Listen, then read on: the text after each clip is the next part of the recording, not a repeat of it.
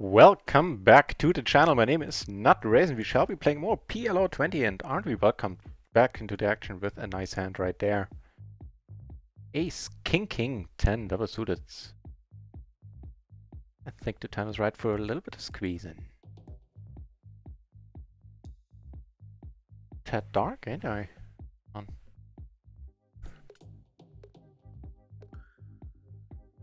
Is that better? Damn, I need to get better lighting.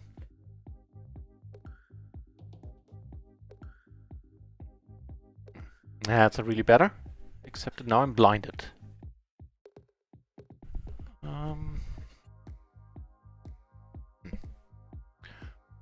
Right, over here we let it go. We erased, got 3-bet called, and not gonna do much on this board. Yeah, we're going with this, I think, yeah. There's a 7, it's not full yet, that's good for us. That would be the nuts right now, and... well, not the nuts, but it would be the best hand. And we double up. Hit the ground running, and also are heading into the session with a head start. Played a little bit off stream today. And we're up like 3 buy-ins. We could have been up 6, but I lost a humongous pot, like a €100 pot, 5 buy-in pot. Got it in with 50% equity, 3 ways. Wasn't meant to be. Could have, should have, would have, but that's certainly a nice start. So currently sitting only on 2 tables. I added another side into the mix.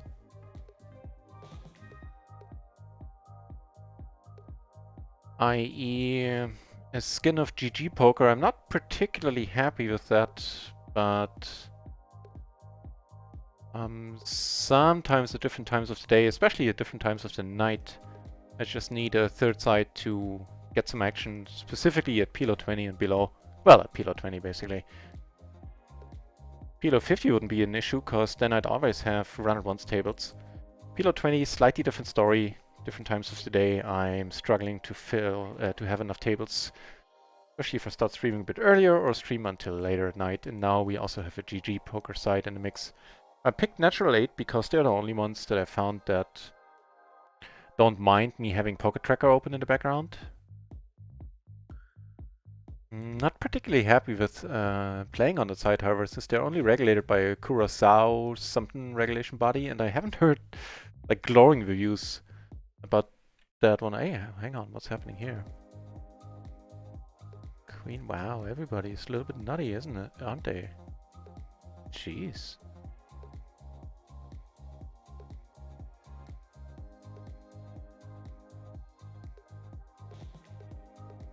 Ah, seems to be a good table. Right, but be it as it may, for now I have that side as a possibility. Took me like 2 hours to figure out the whole Bitcoin thing. I haven't really had much to do with Bitcoin in the last 5 years. And, you know, setting up a wallet, I mean, setting up my own wallet was the smallest issue. But then I needed like a site where I can actually buy Bitcoins, and had to do the whole verification thing, which was uber Orwellian. Like, you have to hold your ID into the camera, look like this, so they get good pictures of you. And this is not to my liking. Having read 1984, it sends shivers down my spine. No, I'm overblowing it, but I didn't like it much. Anyway, got that done and got Bitcoin set up, and which is also nice. Now I can fund my ACR account for future transfers for the home game winnings. The Glory Man dropping in to wish me an early, not an early night, having an early night, but dropping in to wish me luck. Thanks a lot, man. Cheers to that. I had an excellent fishing trip, except for the fact that I didn't really catch anything, but it was super relaxing and no complaints in that regard.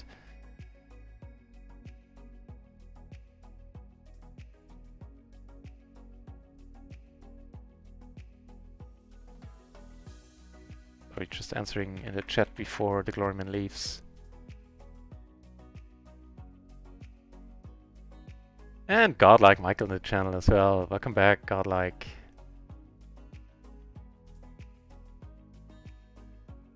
Right, so as I was saying, got all of that set up. I can now play on Natural 8. And I actually was interesting detail there. I'm GG Poker. which is a site on the GG Poker network, confusingly called GG Poker.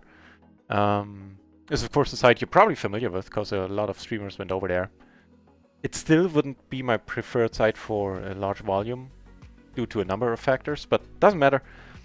I was looking to play with them and checked out the terms and conditions, which I always do before I sign up with the poker site. And turns out they really don't like it if you have Poker Tracker open. Even just having this the program open can get your account banned. And of course, I asked them on Discord if that's still the case and all that. And they said yeah. And then I found out that on Natural 8, I can actually play while having Poker Tracker open. And I told them in their GG Poker Discord that it's not a network-wide thing, that rule. It's up to each individual site. And maybe they'll put it up to... They said they'd put it up to for review. Maybe change their stance. On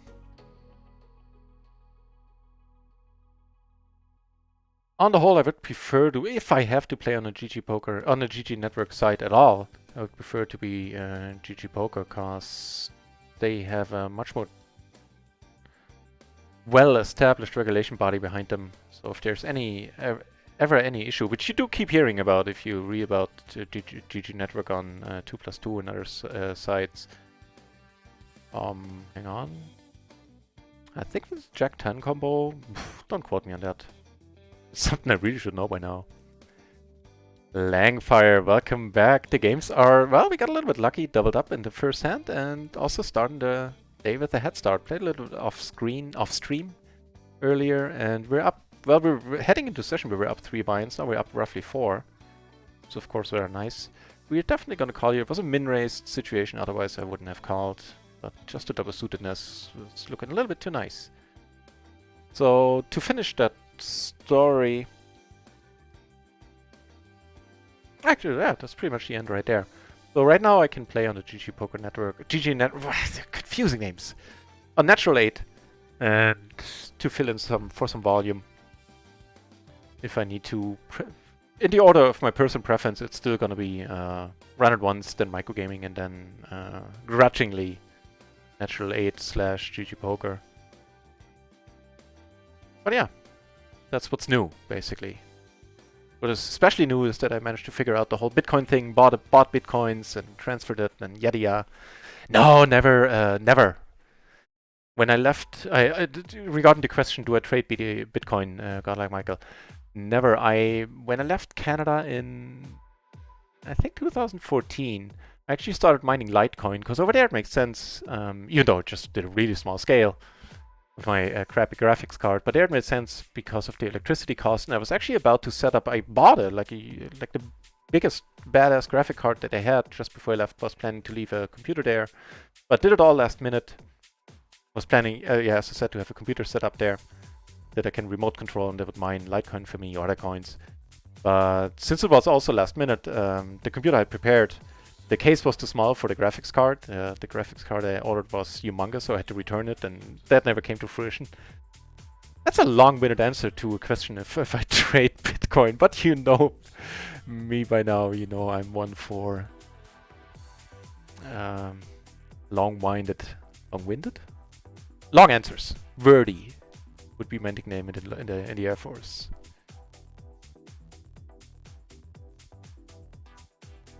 Roman Heek, welcome back.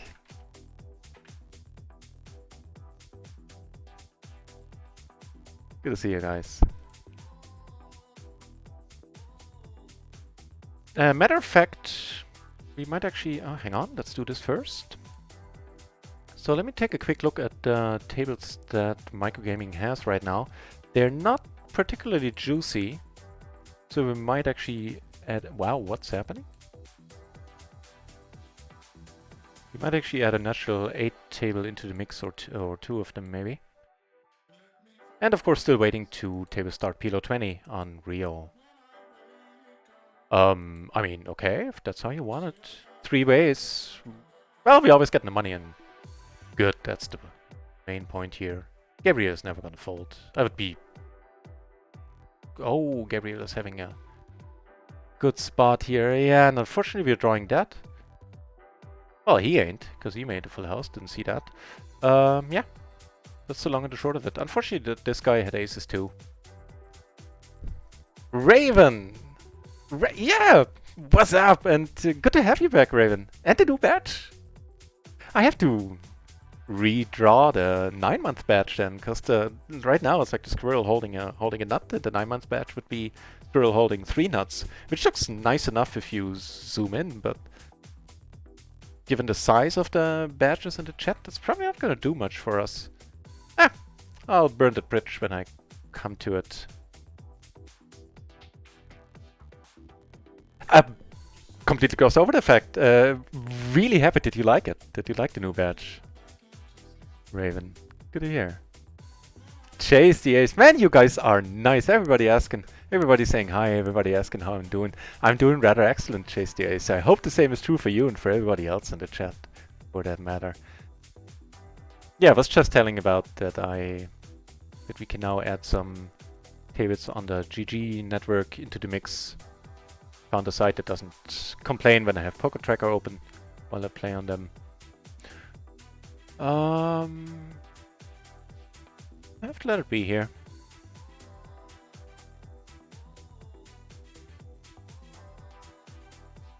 Right, and that was the plan. The plan is that I'm gonna see if how the other microgaming tables look. On this one I sit down because of this guy specifically. Was good for a buy-in, which unfortunately we dusted off to, oh god, whatever his name is. Oh, here we go again. Okay, that was easier than I thought. Ah, we got a friend of the channel. Well, not a friend of the channel, a maniac. On another table, so I'll keep that one open. Hope that a seat opens there. Which one is that? Table Jamie. Okay, keep an eye on that one confirmed. Yeah, and Chase the Ace and everybody else who just joined today has started well, playing off stream a little bit. I managed to snack up a few buy-ins. Currently we're up like 3 for the day.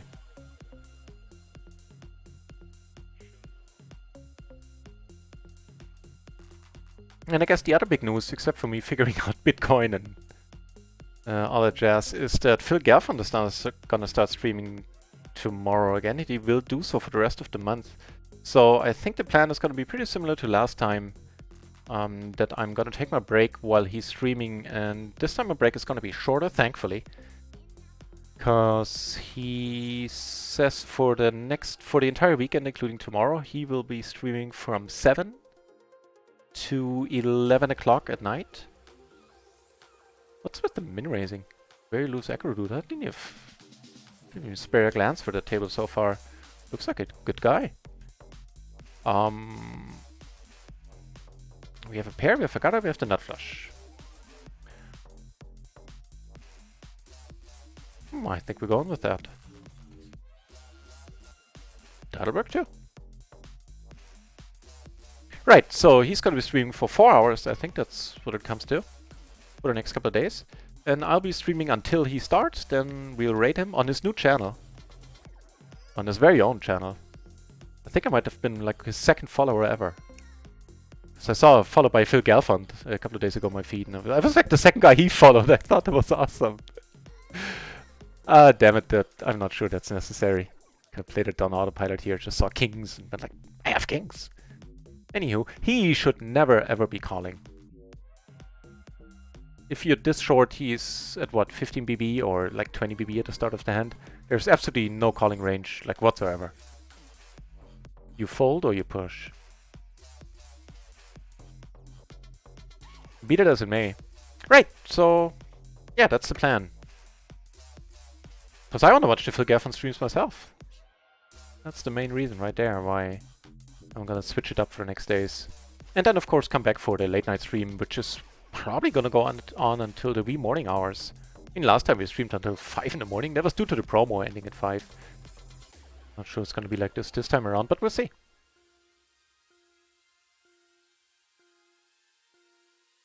Right, so we are only sitting on 2 tables. This is of course a state of affairs that shall not stand. And to that end, it's gonna be natural 8. Still grudgingly. Still have plenty of gripes with the sites on that network, but Be that as it may. I don't think betting here leads to anything good for us, so we shall not. And at this point, we'll just let it be.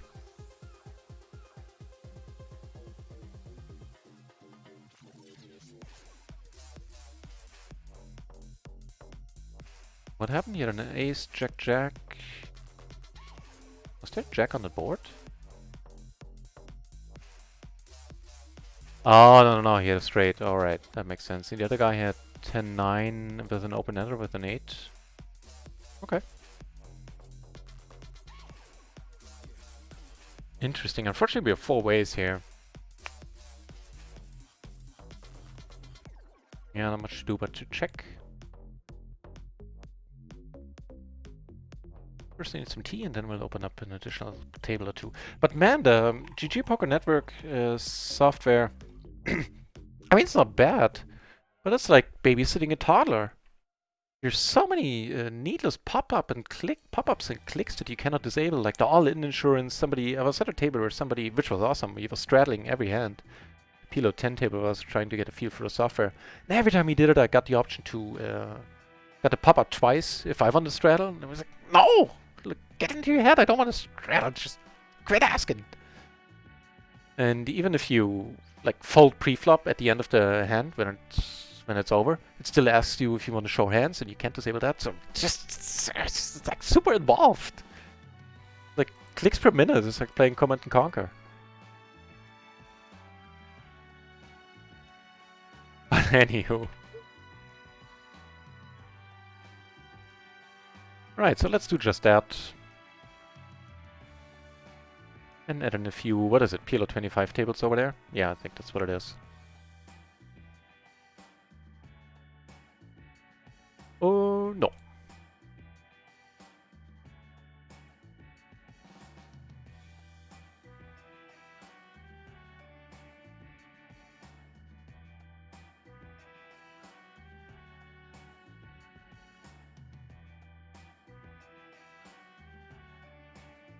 Right.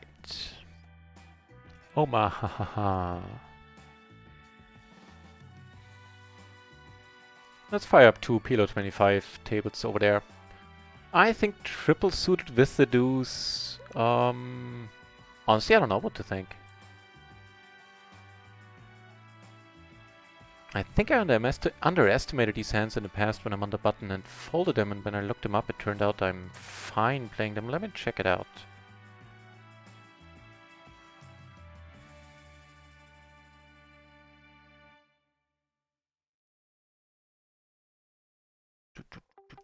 Button. King, queen, 10, deuce it was, right? Right. And that's exactly right. It does get played. It still gets raised folded unless you have way better connectivity, like a 10-8, triple suited 10-9.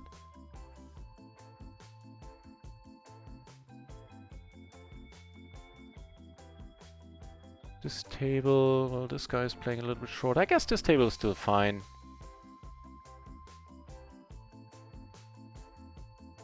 Oh.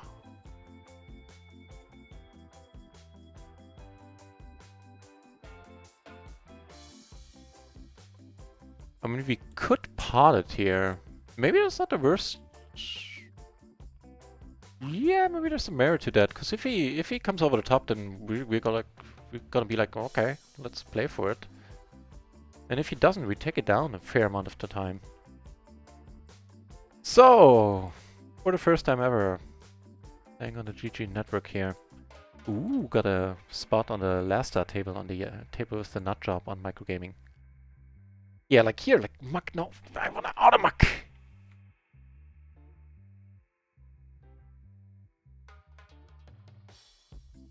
Little things. Oh, and wow, hang on, now things are firing on all cylinders, cause we are adding a PLO 20 table on RunItOnce into the mix as well. And if you're wondering what I was talking about this table, this gentleman here, Lasta, who we've took a few buy-ins off in the past, I believe. No, actually, he's up against us, EV-wise. Huh.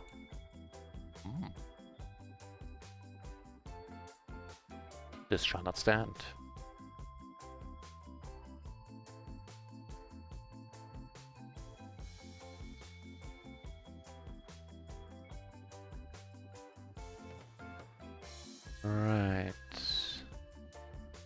I'm gonna move the PLO 20 table over. There you go.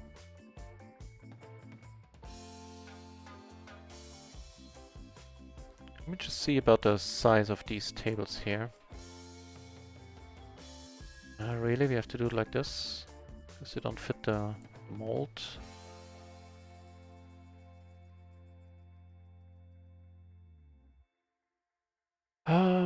That's a pretty excellent question right there. I do think we want to bet. Down here, we are in position, we are heads up, we're just betting half. Take it down.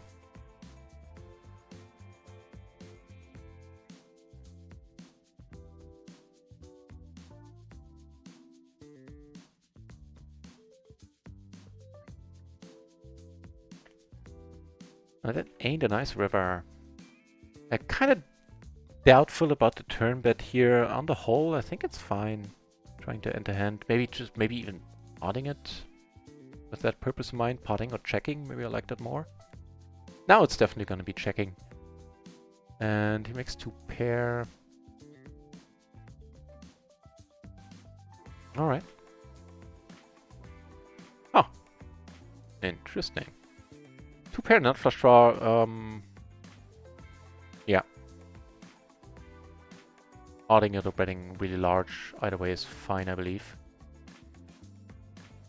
This one go. Here we're letting this go as well. Trying to figure out the size.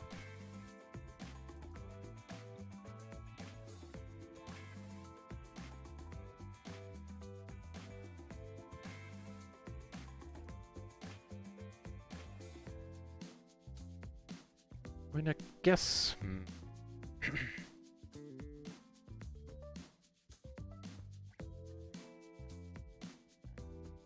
yeah, that should be good. Yep, that way you're gonna be able to see all the buttons and jazz, all the jazz. Cool.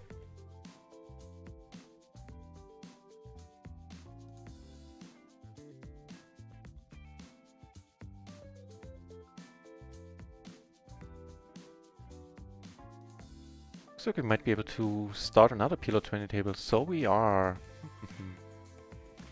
You know what? I guess we don't need natural 8 in this case. RunItOnce! Now that's a pleasure having seen you here in a while. Haven't seen you here in a while, I think. Good to see you, mate. So I think this is gonna be the last hand we play here for now. Also, they don't have a pot button for pre-flop. Just go up to 5 big blinds. It's gonna confuse me at some point in like 3 or 4 bet spots.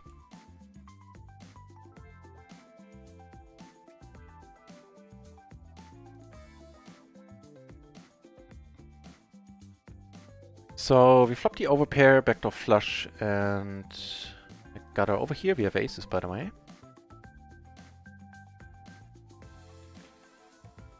Betting small, it's not a huge deal. And speaking of huge deals, this is of course neat. Need to forget to put the 4-bet in. And here we take it down.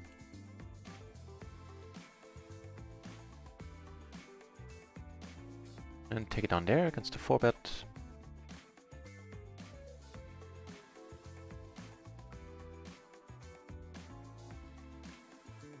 So we have a pair X and future blockers and a flush draw.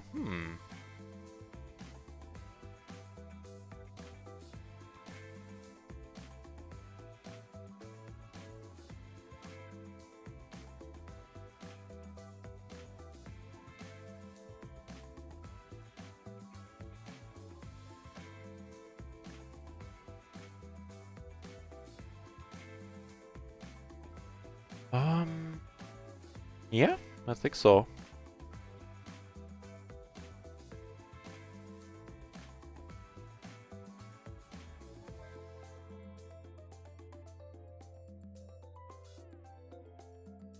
Now it's all up to you, sir.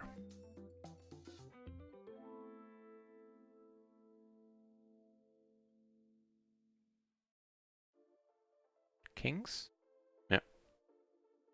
Pretty much the exact hand we were targeting here. Nice call.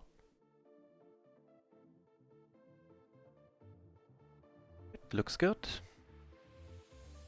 So, now sitting on 4 tables. Ooh, get aces. Let's see, can we add more? As in, can we find more PLO 20 tables on Rio?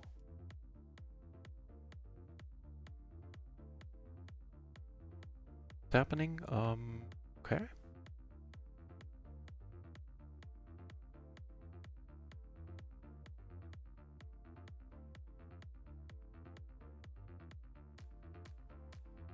Really hoping it doesn't pot it.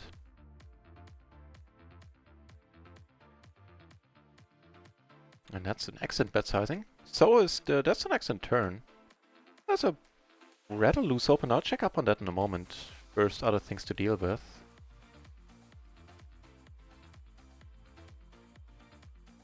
To go down with the aces on table 3.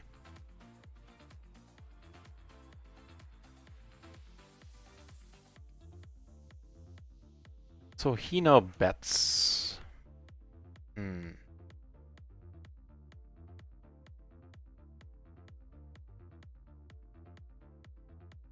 let you know. Oh, never mind. Already know what happens. We took it down for a nice profit there. Not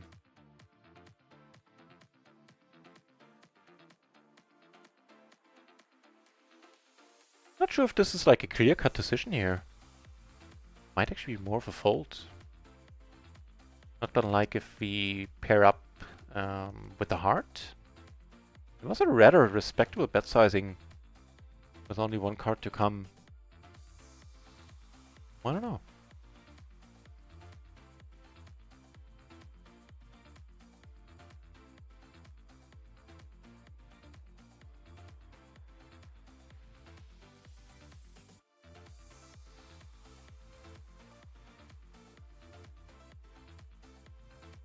That's a bit of a nicer flop. Happy to check this one. Although leading, we do take it down on table 1. Leading has some appeal here too. Because I would lead something that is not a set, or not trips, I should say. I.e. wraps, most likely.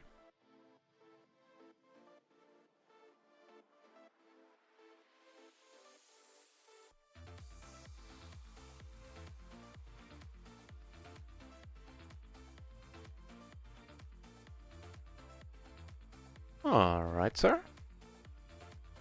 Active 3-better. There's certain people that king, of course, is not nice at all, and how do we go about it? Ace king and king's certainly in his range here. Yeah, let's check it.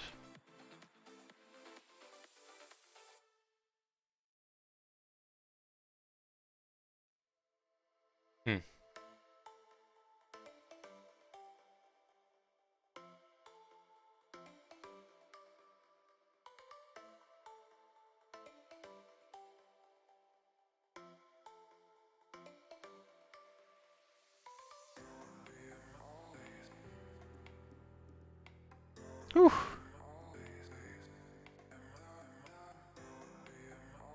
And he had king, queen, jack 10, looked like.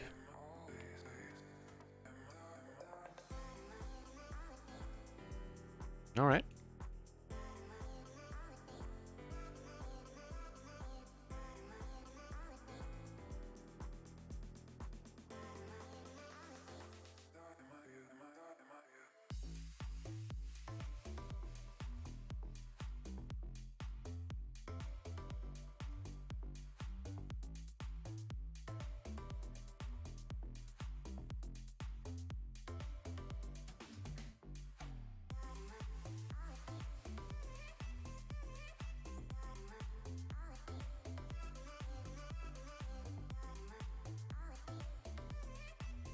So we are doing A-okay. We're up like around 80 bucks. Roughly 4 binds. I think that's fine. Only one of them on the stream, in case you're wondering what crazy hands you missed. The answer is none. Took down 3 binds, warming up, and trying out some things this afternoon.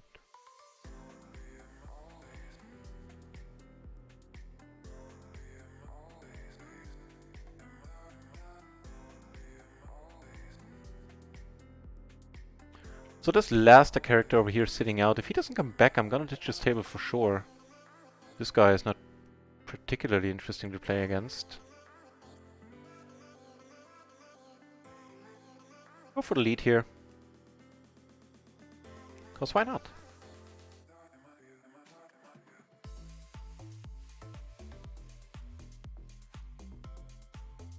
Right on.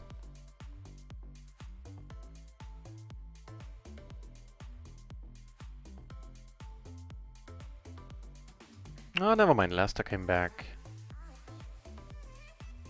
50 at VPIP, 33 preflop raise, 18 3-bet, and a mere 25% folding to a 4-bet. Wait, folding to a 3-bet, sorry. Strangely enough, no 4-bets at all. Well, really tiny sample size. Out of 4 opportunities, he took none. That's not really telling us much.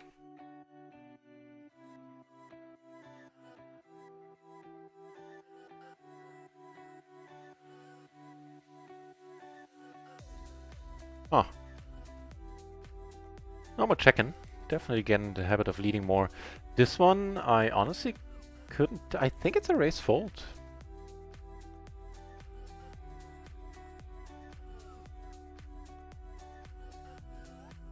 Oh man, we could 4-bet it.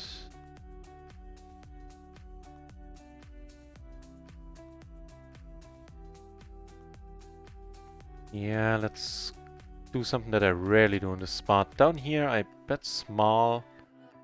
Comes over the top right, and we do take it down. Nice! Yeah. You should have it, sir. So, but let's check this hand out from a server perspective anyway.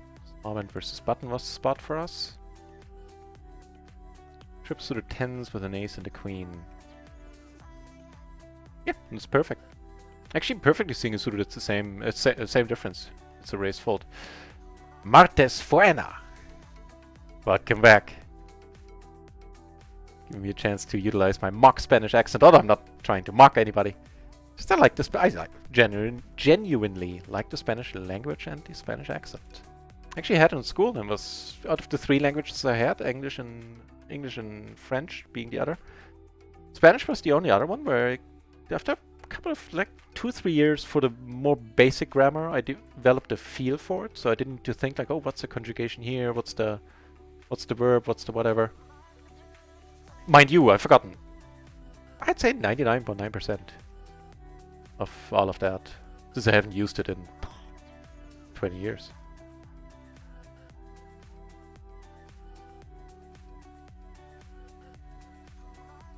Another PLO 20 table firing off. I appreciate that. And another one. Wow, now things really get busy.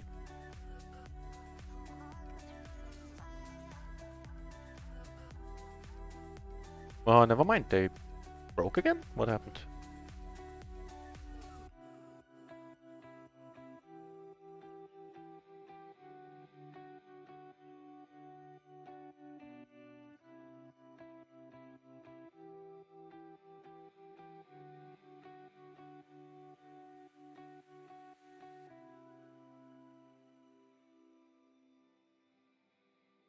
For the last hand on this table.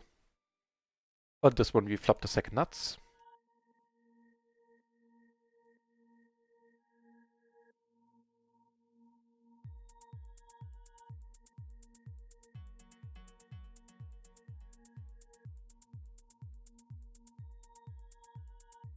Okay.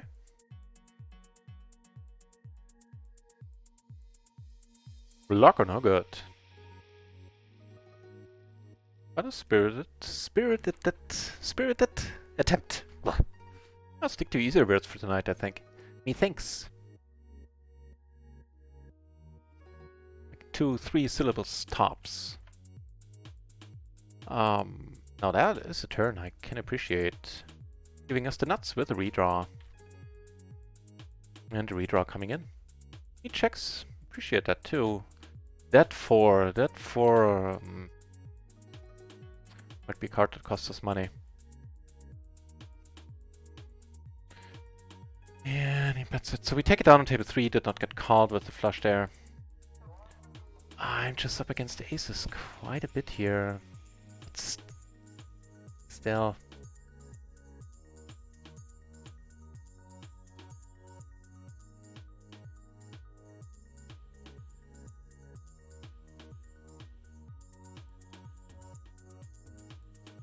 I don't even want to think about what to do if he bets again. Rather he doesn't. You know what? I'll let it go. It's a bit weird, given the fact that I called the turn.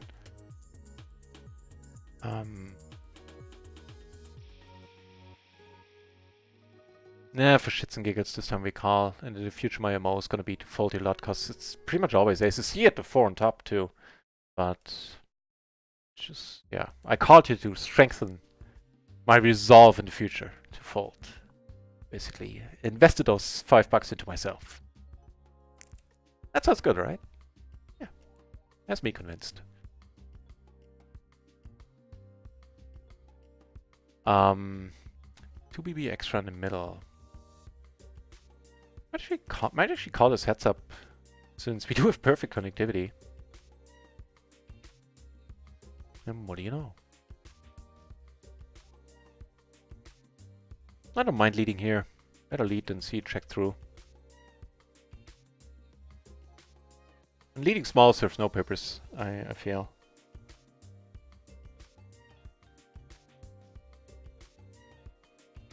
Okay.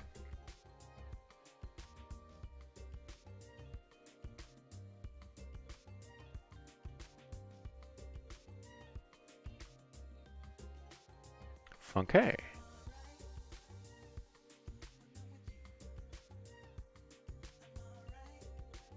Pick a sizing he might want to call. 2 pair or I don't know what. Not gonna be a lower set.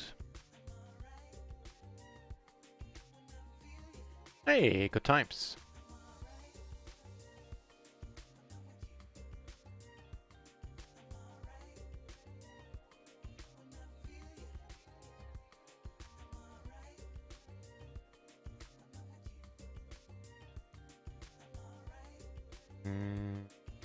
Maybe half.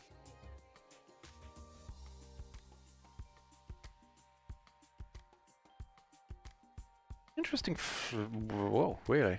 In this case, we're gonna go over the top right away. I don't want to play any guessing games on turns. If we're behind, we're drawing to 2 outs.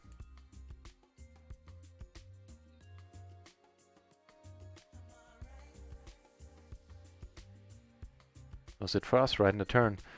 With the King of Hearts, took a long time to come to a decision here. I was busy with table 2. With the King of Hearts, without, I wouldn't bet. With, I don't mind. That 4 brings a few straights. Not too concerning though, those low straights.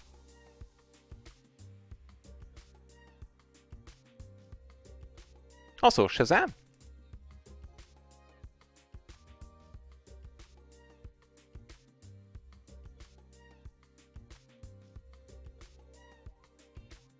Taking it down.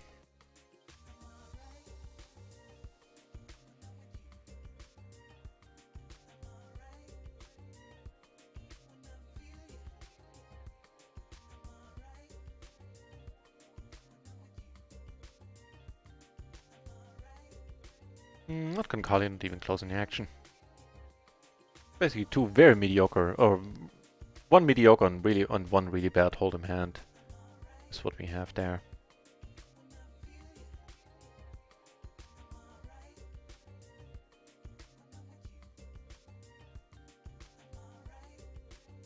Which brings us to a very happy 3 PLO 20 tables on Rio that we just started in the last, what is it, 40 minutes since the session has started?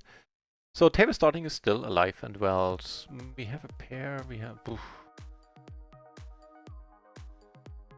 Alright, in position. I think out of position I fold this a lot.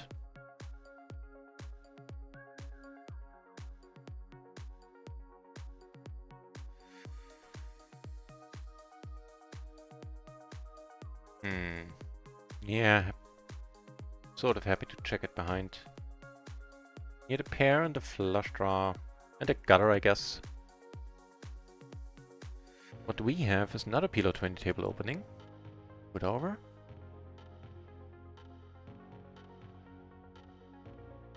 And we flop kind of alright on this one too.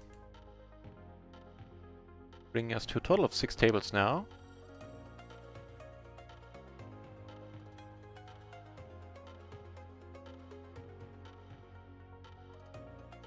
Well, it gives us the king as straight, doesn't it?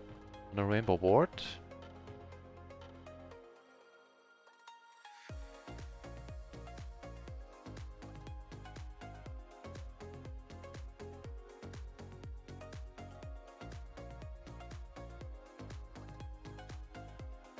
Huh.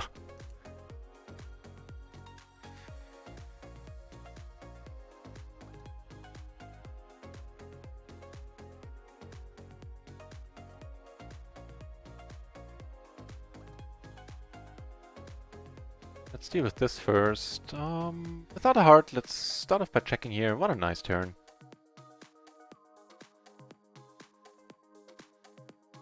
And Johnny bet the turn I called once. At this point, I'm very happy to give it up for a given value of happy.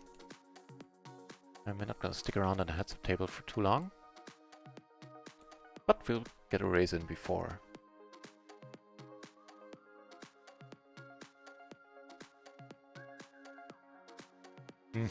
Really?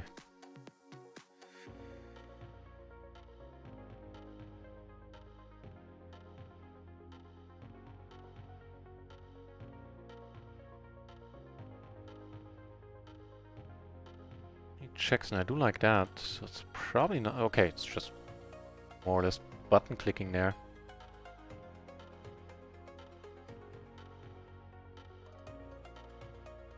Crazy Luke, or let's say active Luke. Not sure if he's crazy yet. Putting more money in here.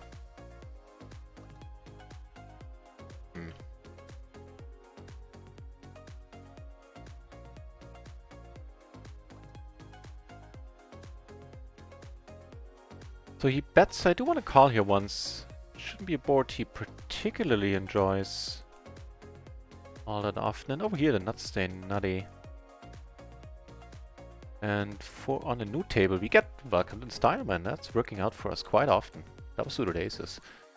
Here the nuts stay nutty, as I said. Down here we have a nice hand. And take it down with the straight on table 1. Down on table 4.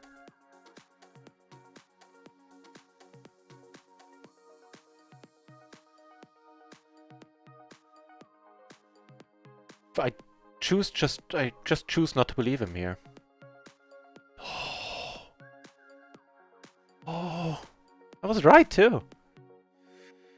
Lucky you. Lucky Luke, huh? I guess that's her name. Nuts deep. Nuts deep, indeed. Der Alte. With the, wow, what is it? 5 months in a row resub. Der Alte, thank you so very much, man. Cheers. Thanks a lot. Nuts deep indeed. Thanks, man.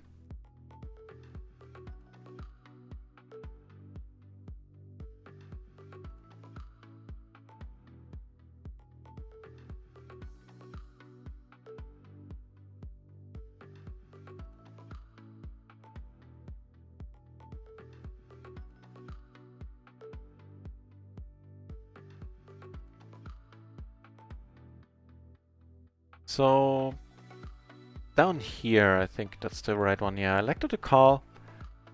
Yes, take it on pre, by the way, because there were I raised, there were 2 callers, and so there was once he 3-bet, there was a lot of extra money in the middle. Only downside that I didn't pay attention to at all is that he never 3-bets.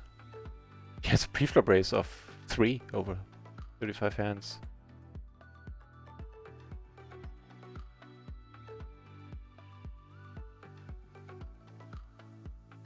And on the ace, of course, we just let it go.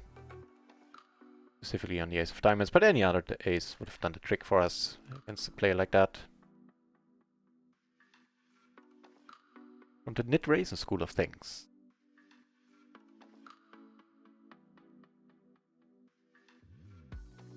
I mean, Luke here, when we called him, and I chose not to believe him.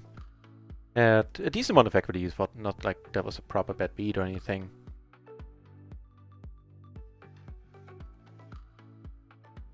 Let it go here. He's shown that he can put a lot of money in with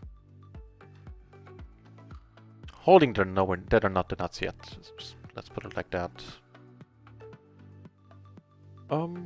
What's happening? I think with top 2 we're going with this. We block the 2 sets, and deuces really shouldn't happen all that often. Right on. I mean, yeah, again, a very nice wrap. Got there with the backdoor flush. Not much you can do about that. Good evening indeed, the Alter. Arriving in style. The 5-month resub. Let me say it again. Cheers.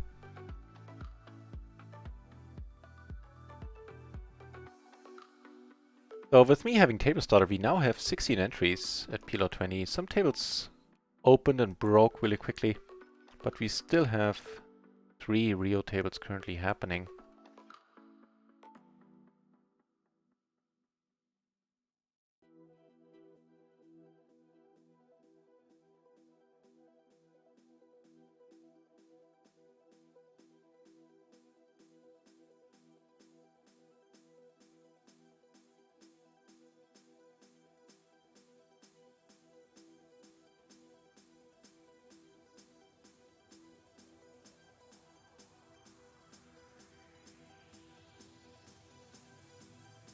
Oops, I thought I had clicked a button. Sorry about that.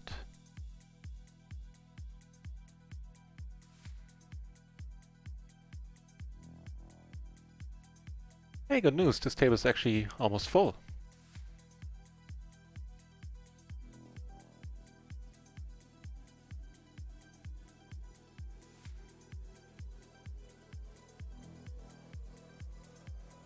Heads Up Master, welcome back, Heads Up Master. You get to read all about it in my new autobiography titled Dear Diary Moments. Only $9.99 on Amazon.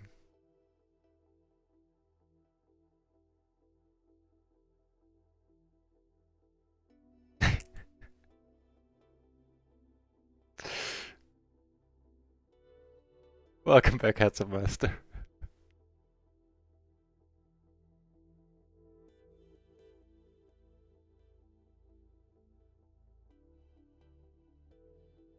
So what table am I showing? This one, okay. That's good, because there's nothing happening on any other. Well, I take it back. So with that, we should be buying down on RunItOnce and got the money in, well, all the time. All good. And in total, we're still up like 3 binds for the day. So no complaints. Also not complaining about the fact that we have yet a 4th PLO 20 table open again. So this table starting thing is working nicely. We had 1 entry when I started streaming an hour ago. Now we have 19.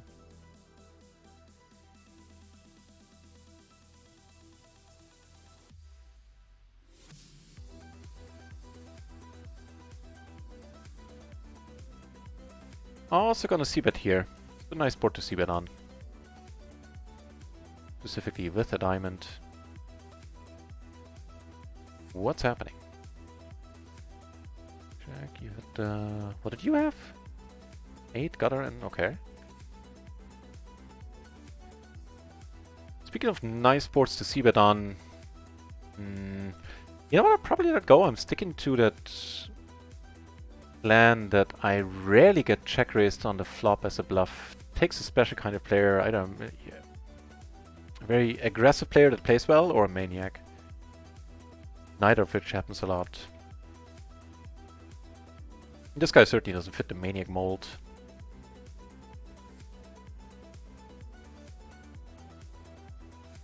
Leaderboard. we still have the leaderboard, right? I mean, it's in disarray, it's in disuse, but we still got it.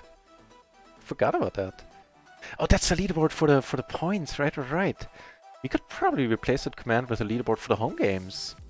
Only tricky part there is that currently the games are unfortunately not counting towards the home games for the very simple reason that they're still lumped in with the results from the previous season, which I ended.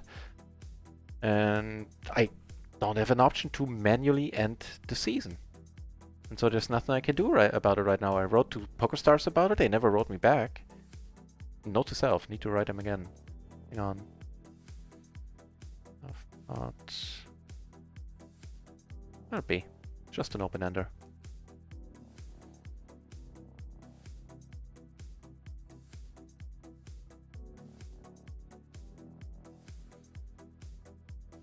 Yeah, right. So the leaderboard right now is non-functional. I suspect it's gonna start up again, like the new season's gonna start in October. But I will ask PokerStars again. Curious that they never got back to me.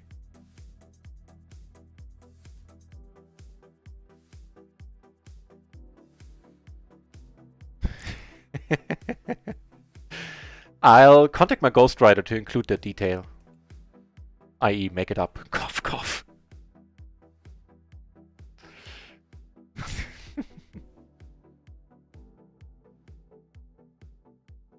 There's some jokes in there that I could make that I'm not going to get into. Nah. Let's keep this PG-17. Actually, there's no need to, but... Why not? I'm shy. Wait, what's happening?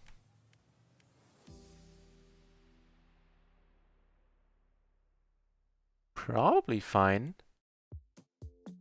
Nice low cards, decent connectivity between them. At this point, of course, we're done with the hand. Here, things look a little bit happier against last. It's gonna bet half. It's fine. Of course, we get bad news right away.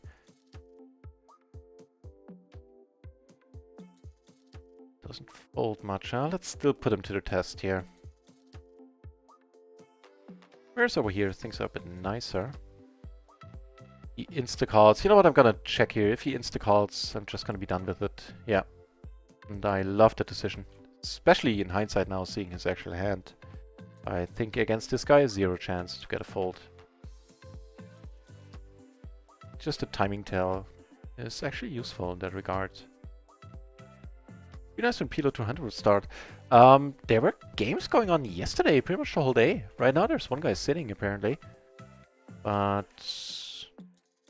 you might have a shot. Somebody told me yesterday, was it you? That the PLO 200 game was actually really soft. Wait, that's the right button?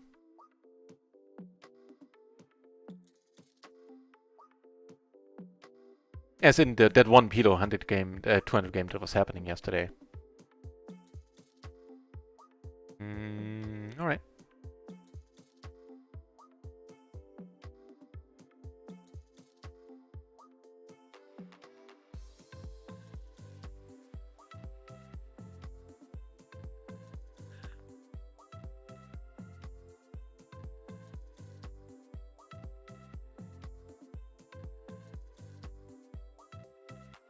Nice, double suited aces. With a 6 and a 5 in hearts and spades.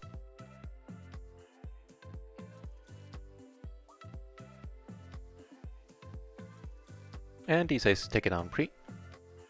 Looks like we have one screamy character on all the tables, so I suspect it's gonna be the same one raised here, huh?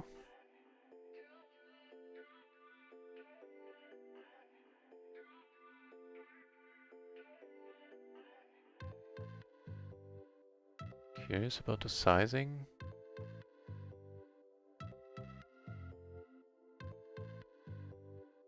Probably a little bit too good of a price. The Jack 8 makes a lot of sense.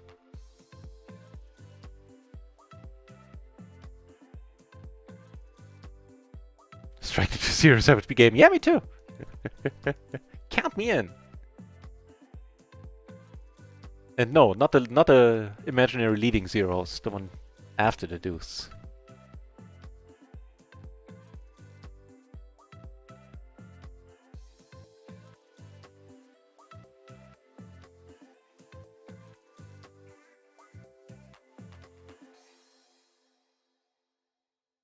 And I'm making a backdoor flush down here.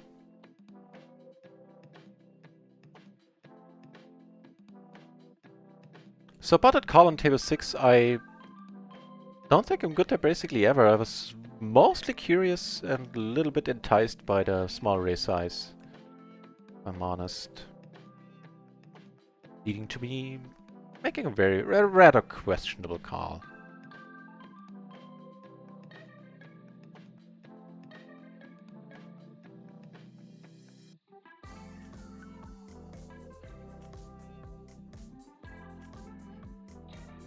But you know what? Except for the last table, I think I'm gonna ditch the other microgaming one. Yeah.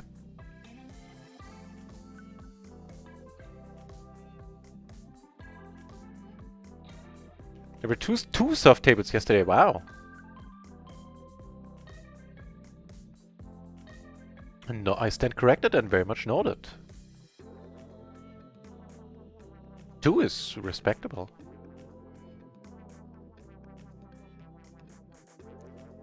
Ching, welcome back. Yeah, the Thursdays, every second Thursday in the month is my conversational English course. And that was always a hoot. So I did have a good time. Thank you for asking.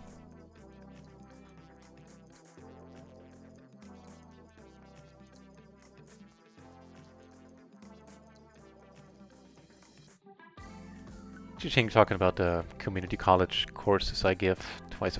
Ooh, never mind. This guy sat down. Oh, that's Peter Bear having a new name every day, huh? Unfortunately, he's sitting down to our left on both tables. It's slightly problematic. At least once he gets deep. We'll see.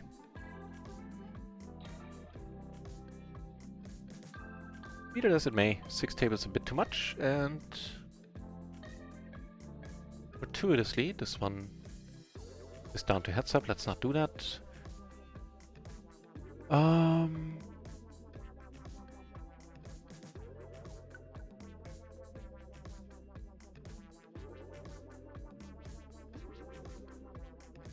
And the Alta, thank you very much for the shoutout. Yeah, I second that. Chi-Ching is the nicest tourney streamer out there. And I like Chi-Ching a lot. Check her channel out. The Alta rightfully giving her a shoutout. Much deserved. Yeah. I like Chi-Ching a lot.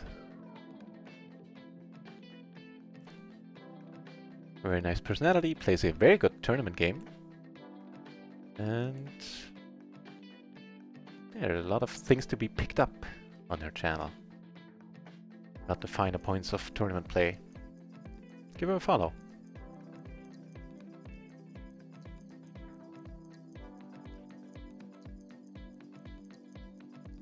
So, how we doing? We hit the ground, we had a head start. I want to point out again, before I started streaming, I played a little bit this afternoon, figuring some things out with the GG Poker Network site. Not GG Poker itself, just a site on the network, so I played a little bit there. Subsequently, we started the session being up 3 binds already. And I think that's pretty much the current result. On round 1, we're down half a bind to none of our own doing. Except for some small calling spots. I'm very happy with how we played so far. Especially when the money went in, it went in very well.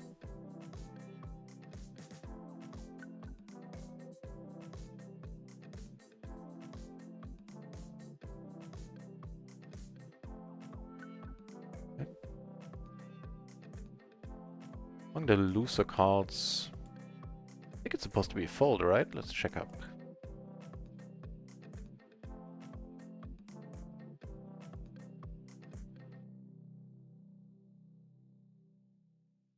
No? Yeah, I really should get that into my head one of these days. Almost no kings get folded there once you open them on the button. That part is important. That it's you opening. Sure.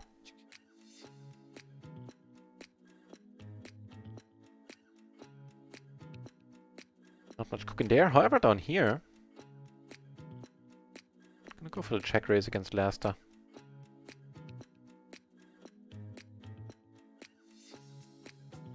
And gonna go for the pot. If Lester decides to pot it, we shall do so too. We also have a gutter. If a block at a 10, I could take it or leave it. That king, I mean. But we take it down by the power of aggression.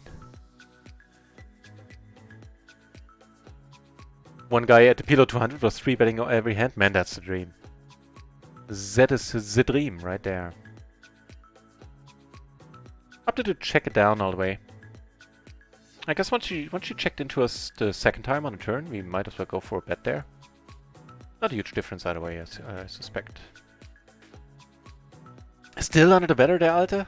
Long day at work and under the weather, only slowly getting... Well, you know, only slowly getting better. Ugh. Ugh. Sorry to hear it, man.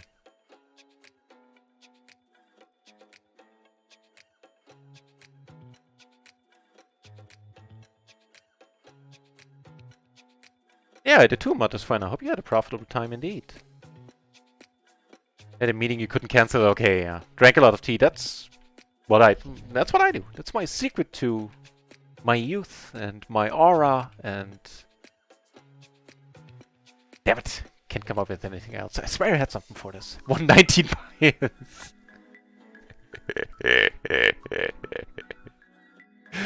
Okay, I think that qualifies. Might as well bet here since we have... Well, we have some equity. Hitting a 9 or queen, but... Not a big deal. If we get raised, need to fold.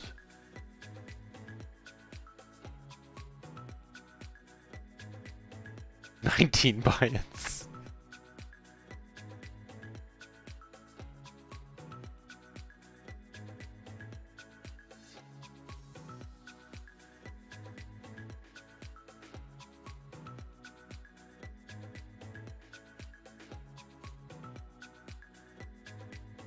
Yeah, we're actually up like 3.5 in total. A bit better than just 3 buy-ins.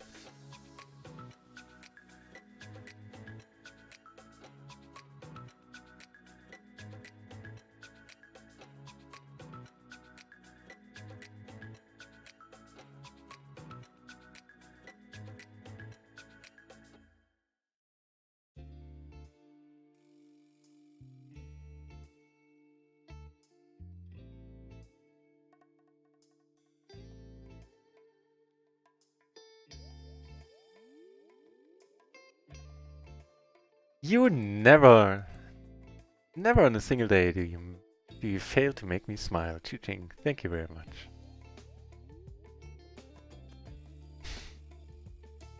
Well organized, well done. I take it, I'm not making fun of you. It's just something that... I'm not sure I got to hear often in my life, to put it mildly. I'll take it. Believe you me, I'll take it. And some lovely mods. Damn it, I should have said that myself. Right, so hang on. That's gonna bet a little bit larger. Actually, I would have minded betting smaller. With the ace of spades, keep the SPR high and really put pressure on should a spade roll off. He folds, we never... he bets, we never folding here. Especially for that price. At this point, we might as well go for a bluff. I mean...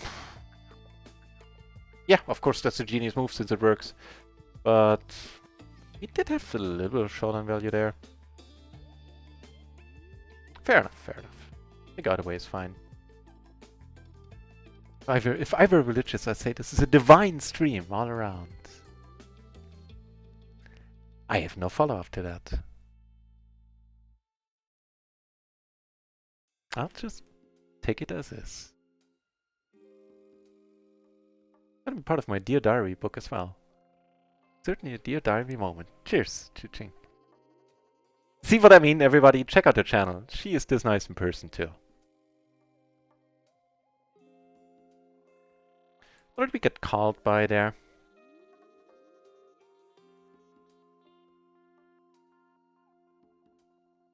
And a high flush. Alright. So we're not going to go for 3 streets.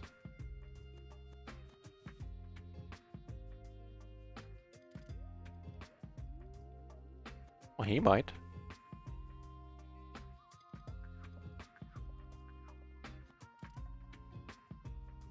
Huh. So I called the flop because I figured if I want to call with queens on any flop, it's probably going to be the one like this. And what do you know? The dealer agrees. Alright. Huh. Checking and not folding here, not against Luke. He has the better flush, then so be it, fair enough. This time he had it. Not sure what happened on table 4 down here. I don't think we took it down. No, we didn't.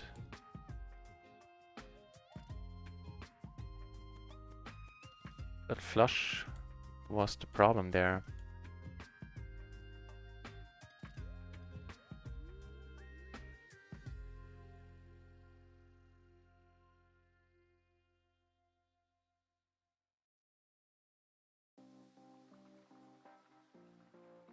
Oh, gonna walk with aces on the Luke table.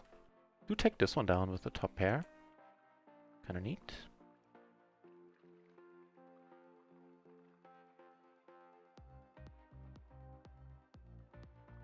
Weekend can't come soon enough. One more day. You're almost... it's almost behind you, man, the working week. You almost made it, my friend. Ben Martis from the... Yeah, yeah. Good call.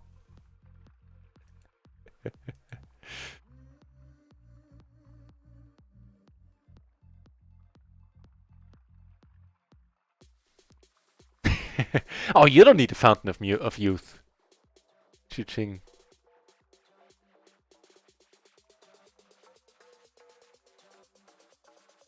You certainly don't need one.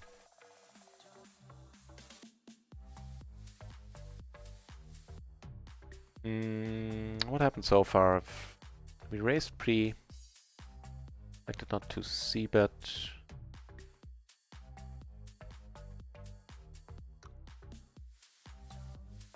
Yep.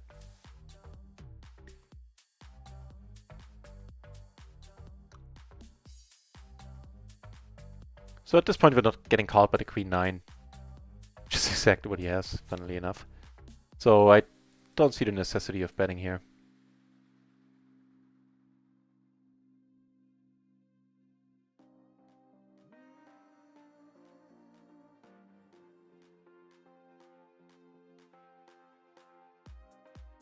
Really? But I have all the 7s.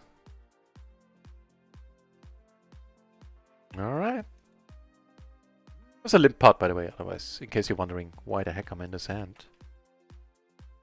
Oh, oh, having all the 7s is nice. Having all the aces, a good deal nicer. And this guy is short. For that reason, I'm gonna raise here. Hoping he comes over the top, as he should a lot. No, that's... doesn't make any sense. If you're at 30 BB, you know, you just don't have a call to a raise, basically. Ooh, a good flop for him, and that seals the deal. Too bad.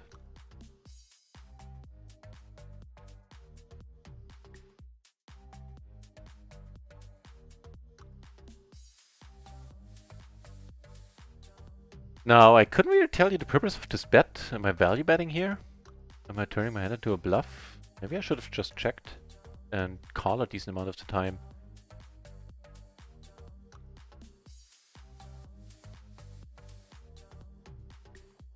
Yeah, it turns out I'm not value betting. Yeah, that was... I didn't like what I did there at all. Kinda killed right now. I'm not losing that much, but can't say I'm playing really excellently on either side currently. That's gonna be a fine race.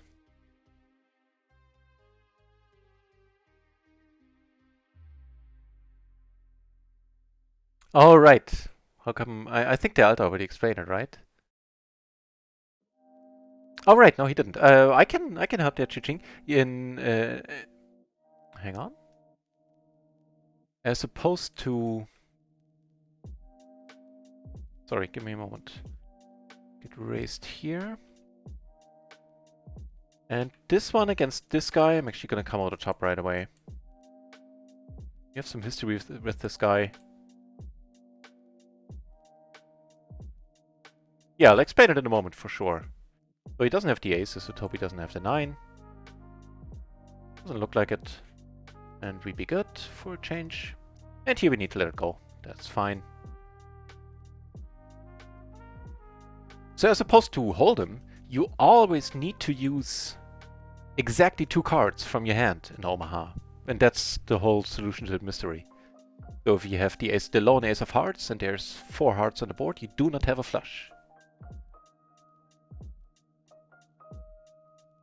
Yeah, that tripped me up at the beginning too. I actually lost 1 or 2 hands before I figured it out. I was like, why? I have the nuts, whatever. I have the 10, I have the straight. Why didn't I win that hand? And that's the answer right there. You always, under all circumstances, need to use exactly 2 cards from your whole cards. And 3 from the board. Here came over the top. Things are looking quite a bit nicer over here. Fine here as well. I'm gonna do a lot of potting on the river against him since he caught us bluffing a lot.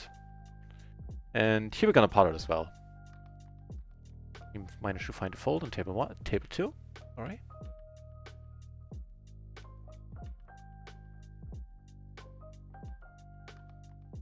At this point the money is going in, I'm not checking.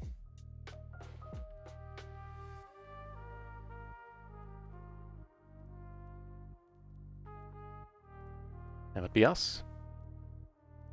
Getting some money back, looks like. Where does that leave us? I'm curious myself. We're still down... Well, actually, we're down 1.5 binds now on RunItOnce.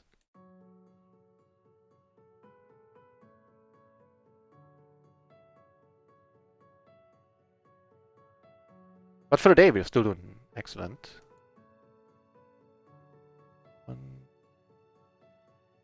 We're still up roughly... Yeah, we're still up 3 binds.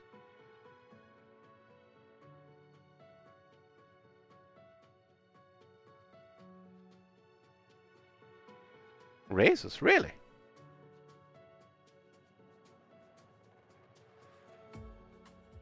Alright. This, of course, being rather nice for us, having the middle set. All the backdoor flushes. Do we want to bet small? Yeah, I think we... With the jack, the ace in our hand, blocking stuff.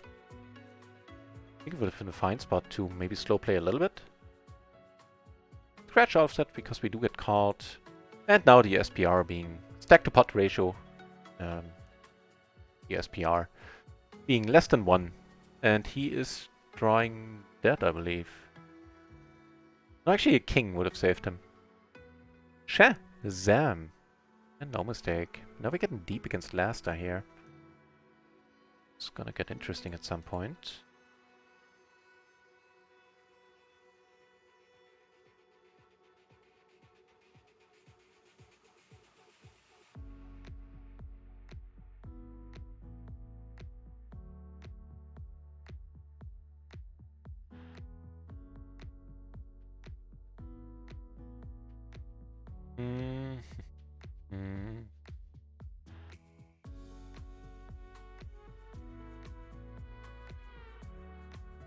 That'll work too. Betting once more. And now, after he checks to us, bet 3/4, take it down, do not get caught, take it down on table 2 as well. Things are looking up once more. Neato.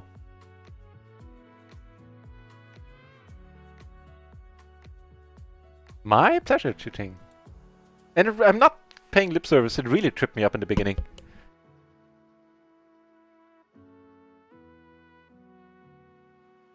Even more embarrassing, the first time I played... Well, first times I played Hold'em, I knew that you can make a wheel with the ace, but I thought you can also do have like the 4 high straight. With like the king ace, deuce 3/4. Turns out that ain't the case. Makes getting the flush a little bit more difficult. Yes. Well, Yes and no, since you can, with double-suited hands, on the whole you make more flushes in PLO. Since with the double-suited hands you can make 2 flushes. I guess. Yes, I was representing. I had the blocker, so that's why you hear the word blocker so often on this and on pretty much any other PLO channel. Is that those are usually important if you're not like Omaha generally. If you break it down to its most simple concepts or the most simple core pillars of the game, I guess, would be that you want to be drawing or having the nuts as often as possible. Whereas in Hold'em, you know, having trips is wonderful. Having trips in or a set in PLO is by no means a guarantee that you win. So having blockers to something, to a nut flush, or to whatever, to a straight, is hugely important. And that's what I was doing there. I was trying to get him off another hand, which was more difficult by the river once the board paired, making a full house possible. Always a danger in PLO. Once you never like the board pairing when you don't have to full house yourself. And yeah, but against this guy, I felt it was fine. He didn't have a full house anyway. He had a flush, 10 high flush. So against other people, it would have worked a decent amount of the time.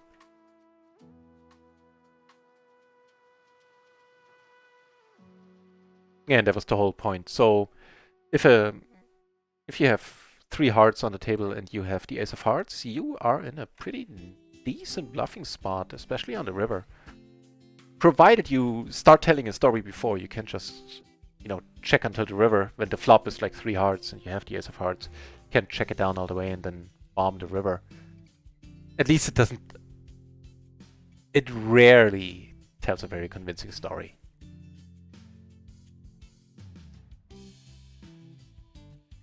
Yeah, if you watch a tournament channel, you probably hear the word ICM a lot.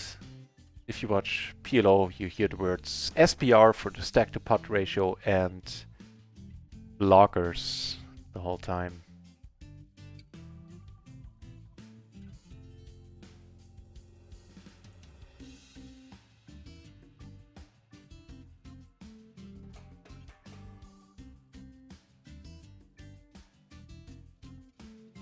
So I was gonna say it's a mistake calling him the small blind, and I stand by it. It is. The fact that we flopped nicely, notwithstanding there, to take it down with the lead. He checks the king on this kind of board. We're leading here as well, and we're leading. I don't know if we need to bet this large. Like, oh sorry. I could have taken it back. Really? Now that's something you don't see a lot. The pre-flop raiser checking the board and then going for the check raise on the flop.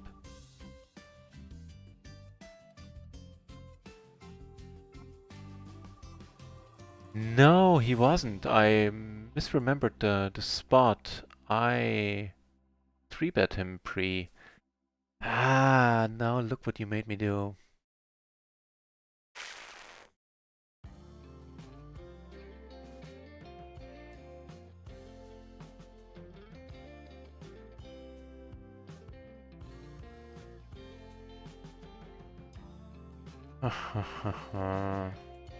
Yeah, we're just giving up here at this point.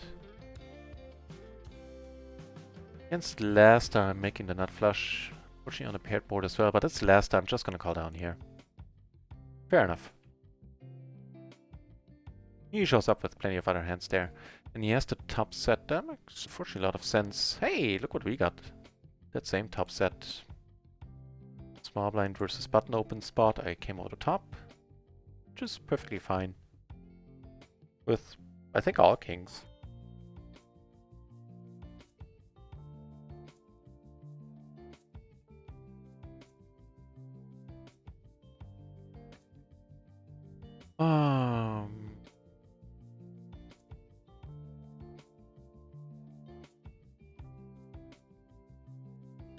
I think there's this much money in the middle, we're just going with it.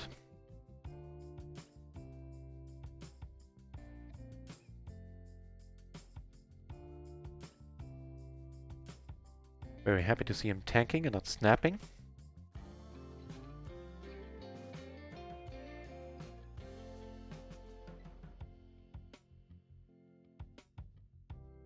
And here we flop a low wrap.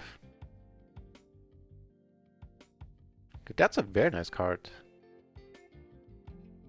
Yeah, right? You need to start telling at some point you need to start telling a story that makes sense for the other guy. Or the other lady.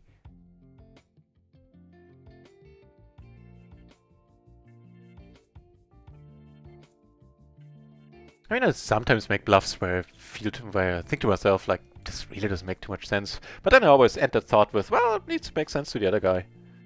And often enough, they still work.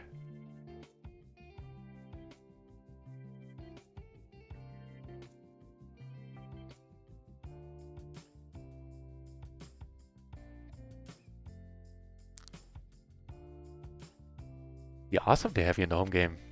Shooting, nice. Yeah, I do. It's for cash game. I couldn't imagine anything better. Especially online, where you don't need as large as of a bankroll. Because for online, for offline PLO, you definitely need to like quadruple your bankroll requirements, I would think, at least, in order to keep sane during the swings. Wait, that's the wrong button. That's not showing us anything. Let it go here without a diamond. Give me at least a backdoor flush draw, I call.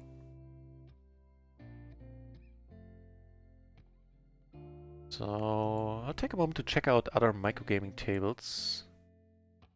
Are there any spots that we're missing?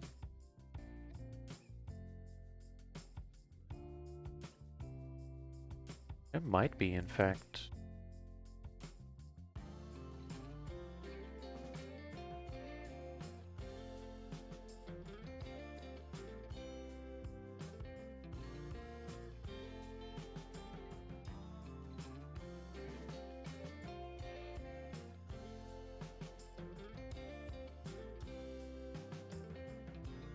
Now I would draw considerable joy out of taking that buy and back from Luke here.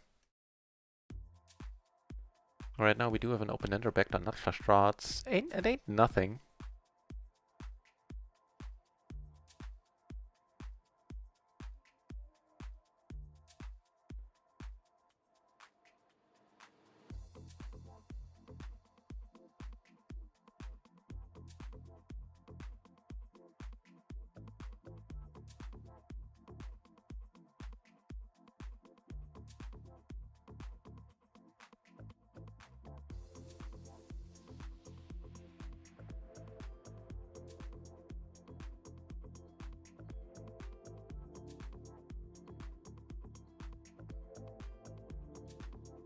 So far our bluffs against him haven't been successful at all. This is not the greatest bluffing spot, but now that I called, which wasn't an awesome call on the turn, definitely didn't get the price. But seeing that we have no showdown value, might as well go for it. And he calls with the 10 high flush. Fair enough. So I think the new approach against Luke is cut the bluffing pretty much completely, unless we have really strong blockers, and value bet the heck out of him. Try to capitalize on that deserved image of over bluffing on this table.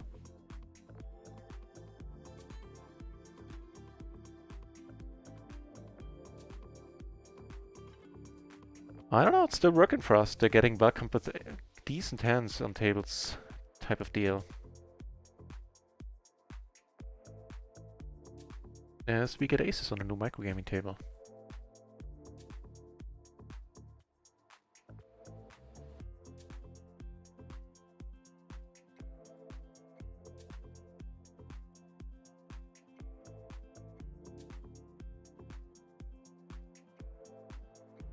Without a heart, blocking our own out, gonna go for large sizing.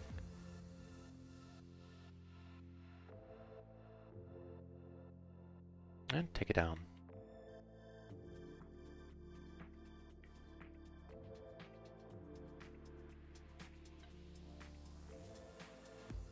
Letting this one go more often than not. Most likely the better approach.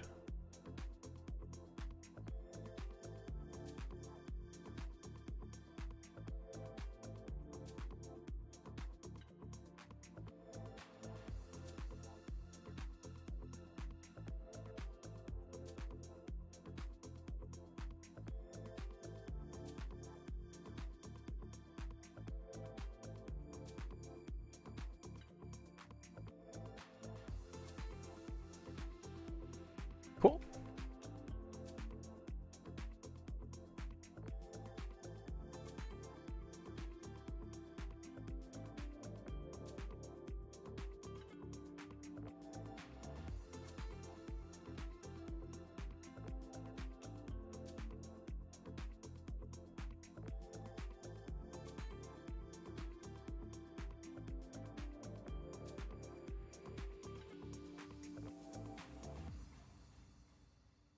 All right. Comes over the top, the money's gone in.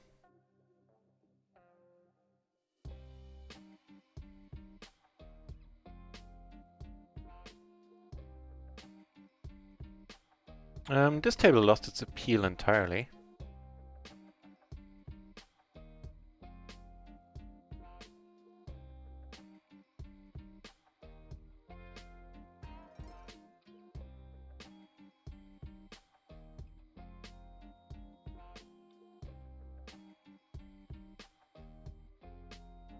Where's this one?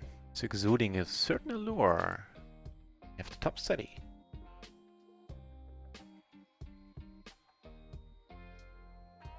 Aww.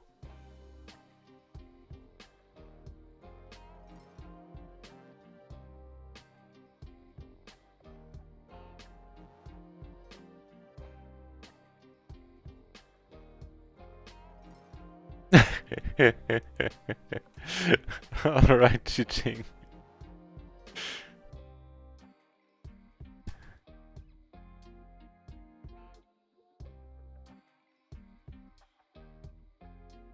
Get home safely.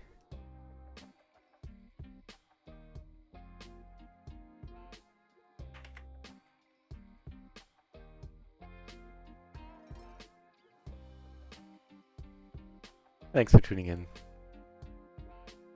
And happy to hear that your workday is over now.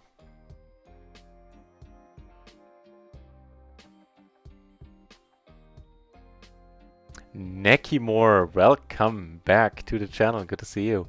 The fishing trip in a word was awesome. So...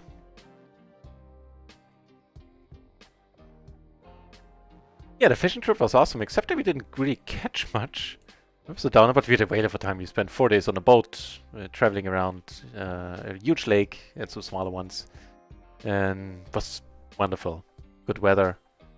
Except for one day where the conditions were kind of tough, but yeah, you can still see that I'm a little bit sunburned. And the bankroll rebuilding is going okay. It's going okay. We're definitely profitable at PLO 20. I think we re-established that fact. No huge jumps yet. Actually, it's close to command. Currently for today, we should be up around 3 buy-ins. I think yesterday we lost half a buy-in, which isn't factored into that result that you see on the screen there. But yeah, it's going fine. The small blind, we let this one be. Also, I solved my volume problem because at certain times of the day, or rather at night, later morning, I might have a tough time finding enough PLO 20 tables, and I added a site on the GG poker network. Even though I'm still not too fond of that network and everything that happens over there, I need somewhere to get some volume where I get at least a little bit of decent rake back. And so I found a site there.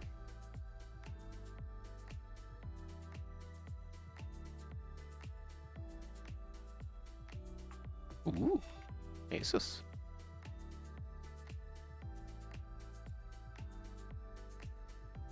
It is a decent amount of buy-ins indeed, I agree. And not many days played since then. I think we played like 6, including today, maybe 7 days or something. Because there was a week of vacation in there. Yeah, something like that. Now, that's a flop I appreciate. A little less now.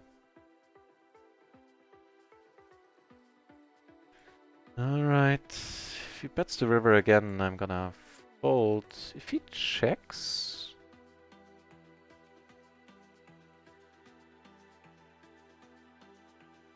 Whew. Spin value confirmed. He had Jack. Wonderful.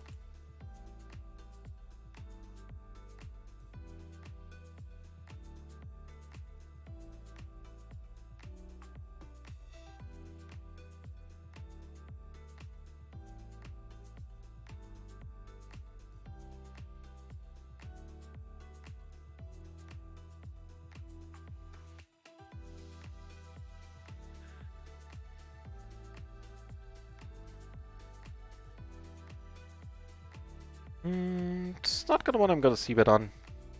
This is not a board I want to c-bet on, is what I was trying to say.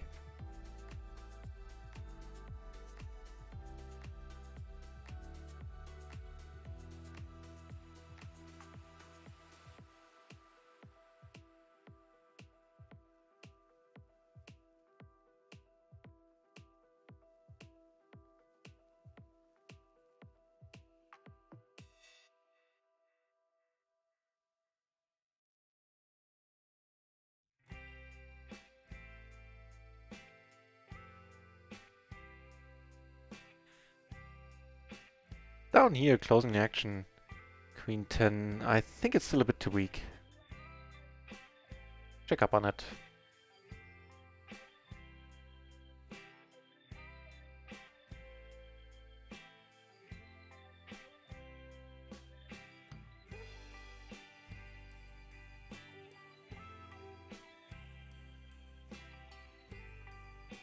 Over here we have a pair, not flush draw. On this type of board, just checking is fine, especially against the small blind. Now if he checks here again... Probably want to bet and bet on the little bit larger end. Oh. He's king. It's gonna be a fine squeeze. And again, Gravity Tom should never have a call. He should only be able to come over the top here, if he strokes second correctly. Hey, this time he does. 8, good for him. And he does have the aces. Ooh, that's a good flop for us. Oof. Got that one locked up. It was Queen 10-3 triple suited or something like that. What I meant to check out.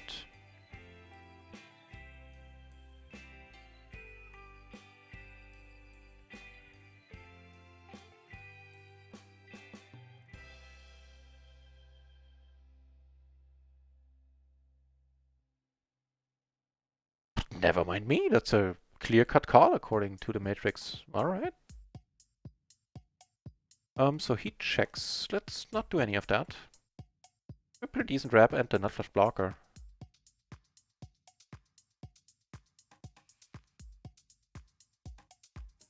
And this is also one of the better boards for our hand, I'd say. Take it down on table 2 with the wrap. 2 pair, nut flush blocker. Not nut flush draw. Well, conversely also nut flush blocker. That 9. Deep? No. Okay.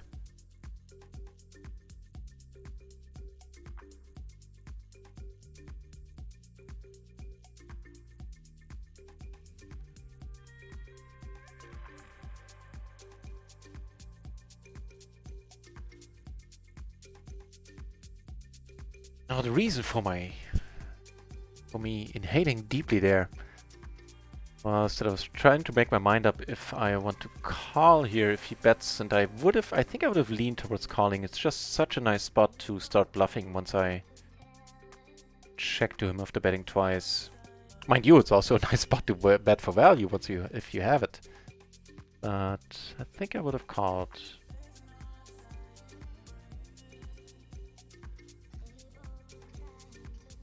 Be that as it may.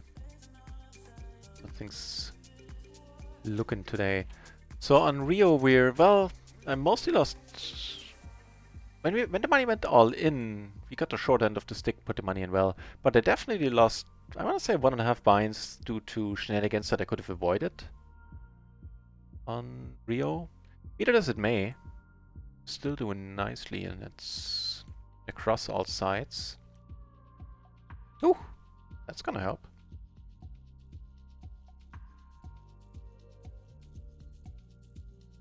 Yeah, so we're up Lift, so what, we're down 40 here, we're up 12, 20, 17. Total we're up like 70 bucks, I believe. And we're gonna raise this right away.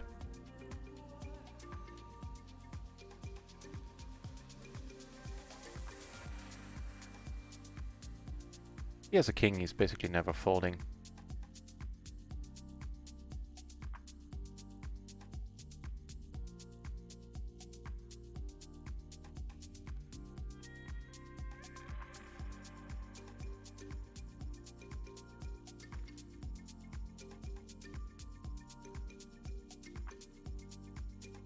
Oh, perfect.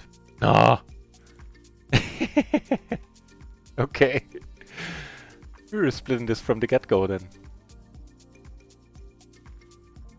Man, this hand live would have taken like an hour. Everybody Hollywooding and hemming and hawing and should I, shouldn't I?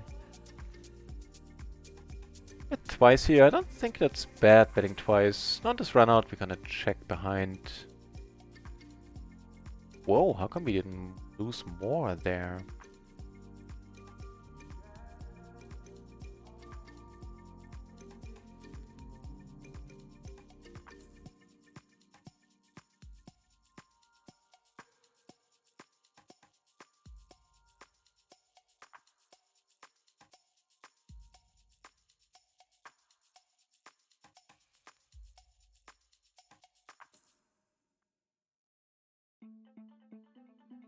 Double suited, I think it's fine to... Well, this might actually be one of the spots where you just call. Let's see.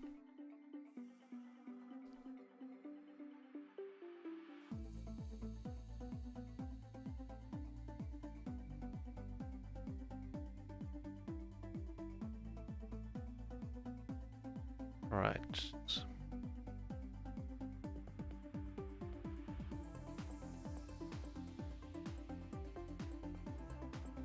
Neither. This is a spot where we just fold. The double suited Jack 5-3. We really, even double suited, we really need good connectivity there. Jack 10-8, 9-7, 8-7, hands of that ilk.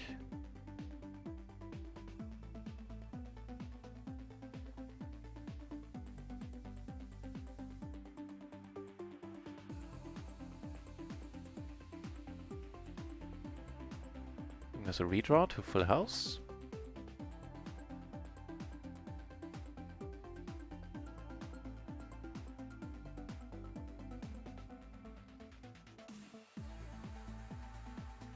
Ha! Got you out pipped.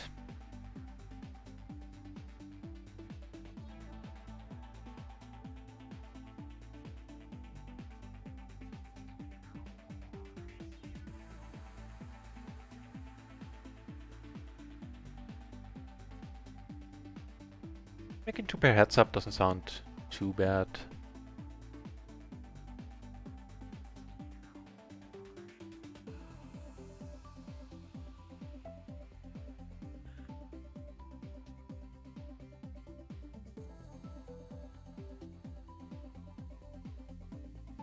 So it looks like that natural 8 account might come in handy soon.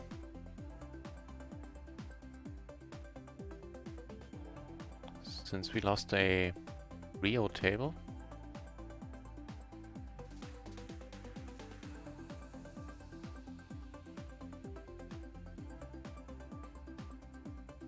Queen 10 is probably fine.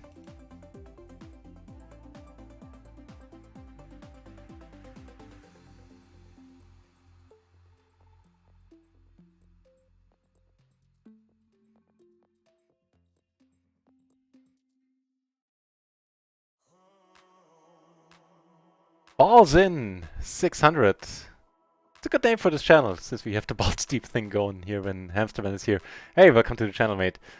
You can indeed use a... So, the second part is almost completely correct. Hang on, I'll get back to you to your comment.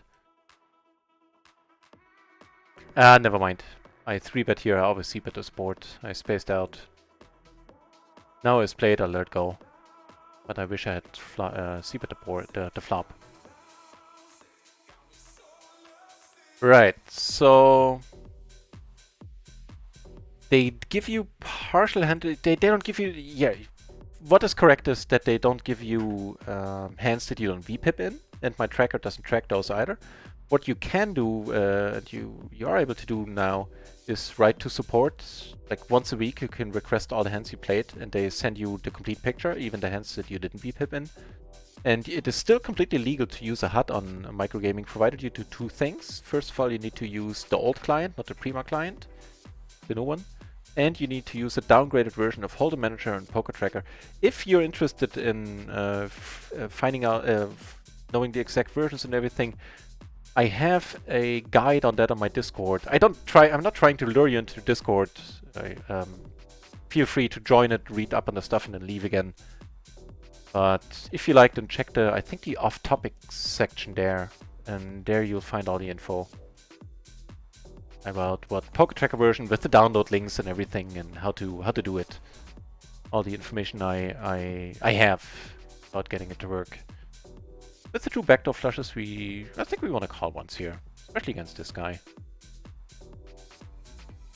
And Kipperi in the channel. And Der Alte doing a wonderful job giving Kipperi a well-deserved shout-out. Kipperi, of course, a PokerStrategy.com coach and author, has for years and years and years, for a decade now, has his own channel at the address that you can see in the shout-out.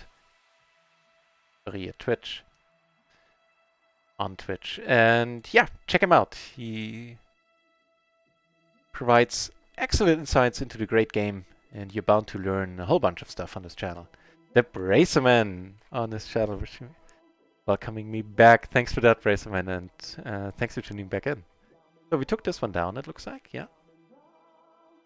And here we get 3-bet, which is of course nice with aces.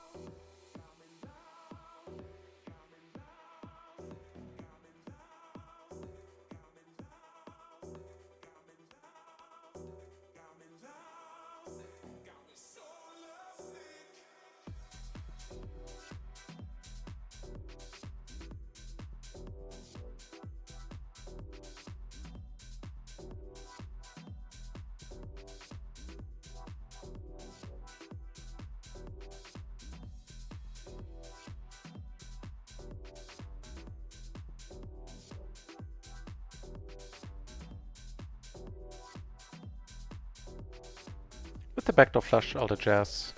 Kipperi, you're at my tables. I'm not surprised at all. Good luck, mate. I actually assume that's gonna be you here. You don't need to confirm, deny or confirm.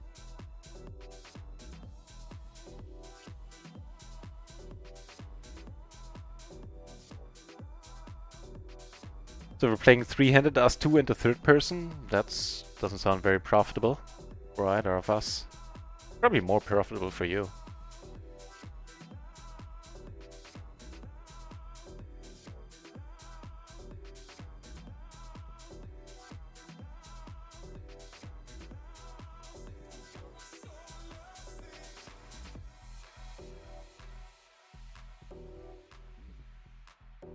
Yep, Kipperi sighting confirmed.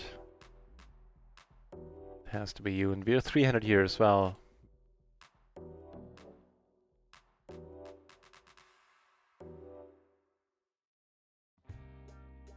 So it's us two against each other and the third guy, huh? Alright.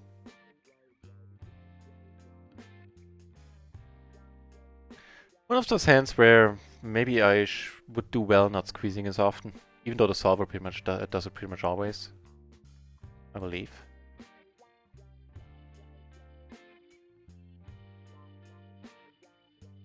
A bunch of other nice spots, however, in the meantime. So here we're folding. Here we're the one raising, and that's right and proper. And here we flop a nice wrap.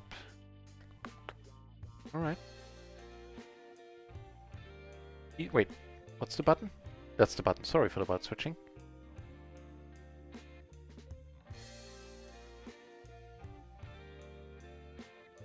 And that's him all over the place.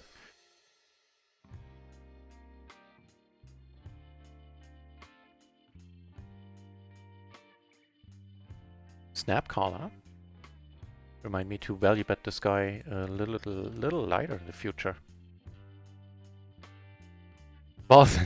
Yeah, my pleasure.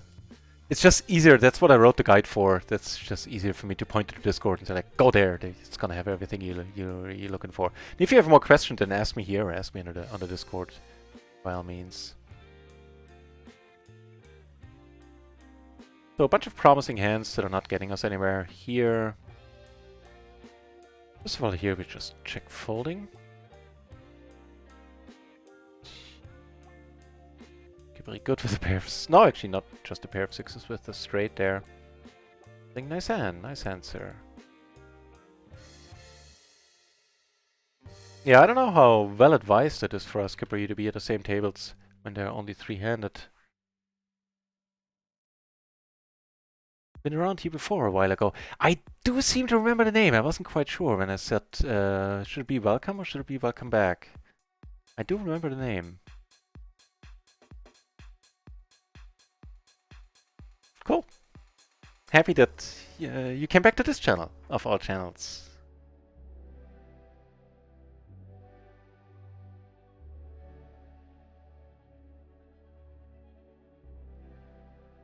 Down here was checked on the flop. He bet small on the turn. Everybody having a flush, huh? Wow.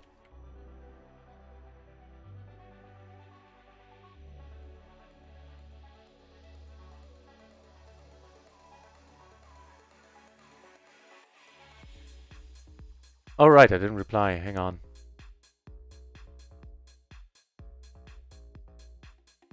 Rectify that.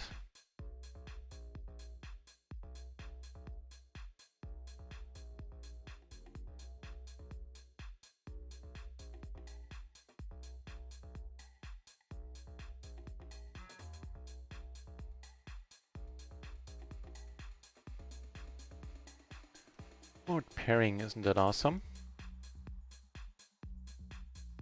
Neither is being up against the queen high flush.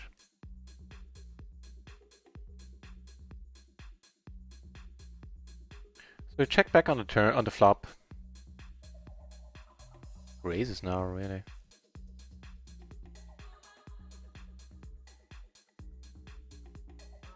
That's weird.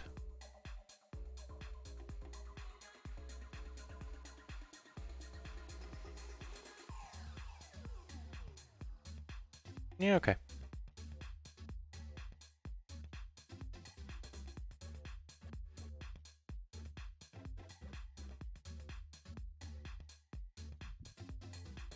That's just quite a sentence right there, Kipri. You didn't reply to my puking. It's not only easy to take out of context, it's actually tough to put into context.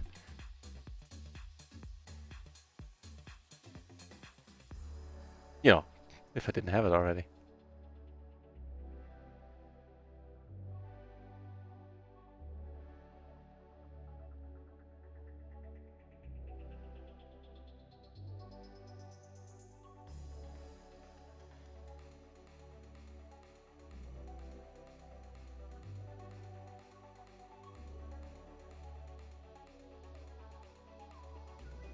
With the 7, we're gonna go for the bet. Which, when we know it's Kippery, is maybe not as appealing as against random players.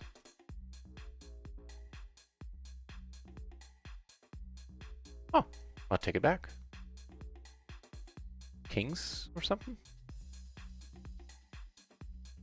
Is King 9-8 alright? Not a believer in that case, huh?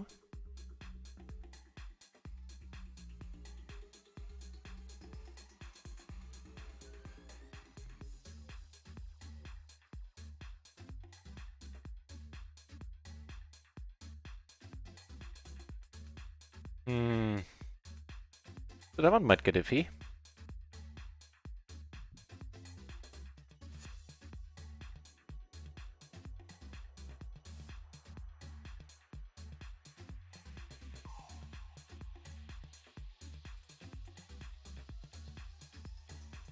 Maybe not. Now we need a lot of call. We need at least one more call to call ourselves here. If he doesn't...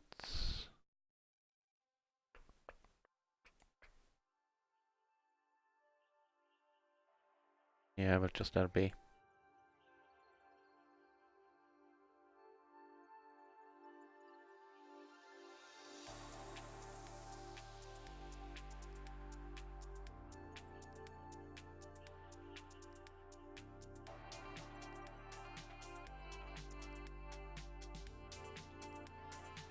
Again, against a player like Kiperi, the prospect of going for blocker play here slightly less attractive against than it would be against other guys.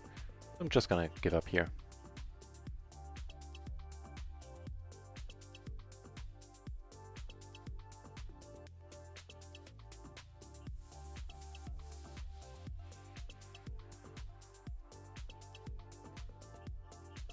Oh, what do you know? All right.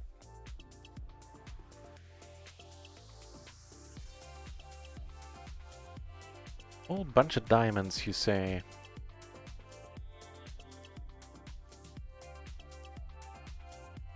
Took it down with the top set. That's now, huh?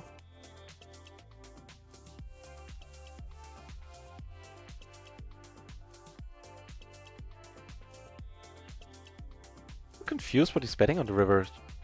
The low flush, okay. I would have figured he'd bet that on the turn once I checked him twice. I really didn't see the 5-3 there.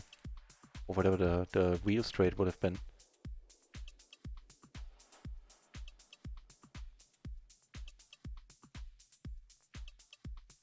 So we could go for the pot.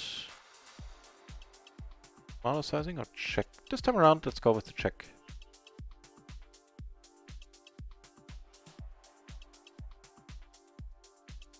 And that would be the wheel.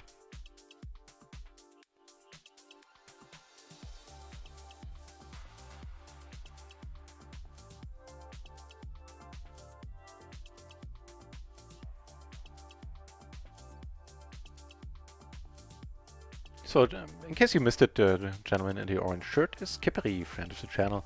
Streamer, poker coach.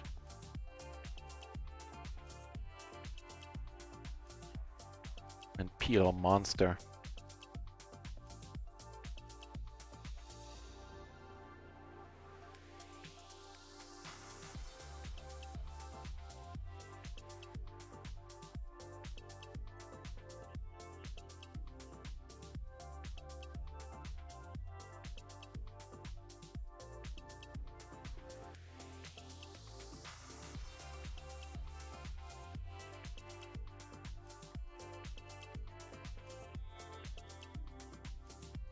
Kings or aces, you know, the overpairs that beat us. Still bet a lot on the flop.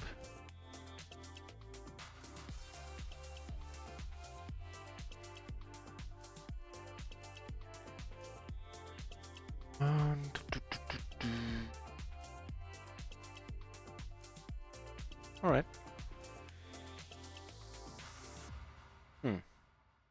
Well, that ain't helping.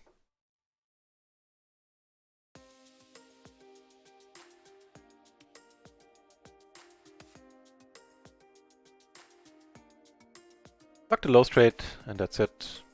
We do see a check, so we should take it down a decent amount of the time. Cool.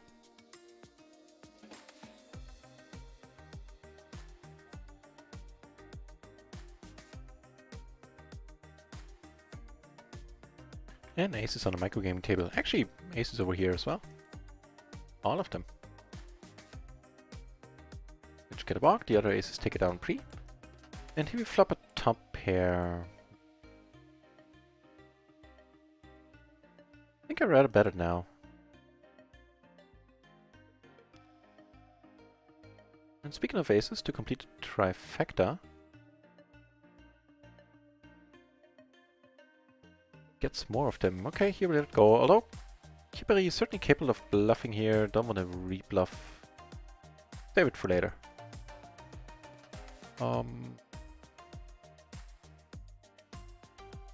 Alright.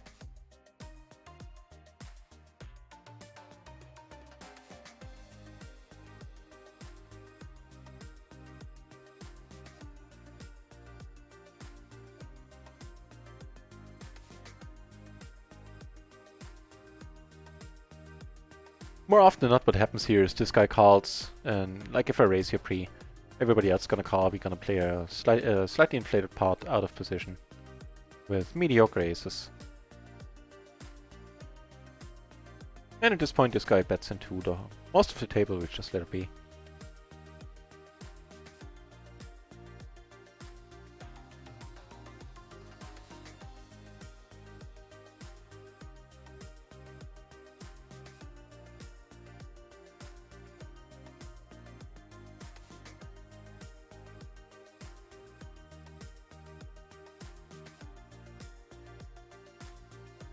Yeah, Kippery, I'd say give it another 10 minutes, and if nobody else shows up for the PLO 20 tables, I'm gonna open some other tables and have one PLO 10 table on the screen so we have some RunItOnce action.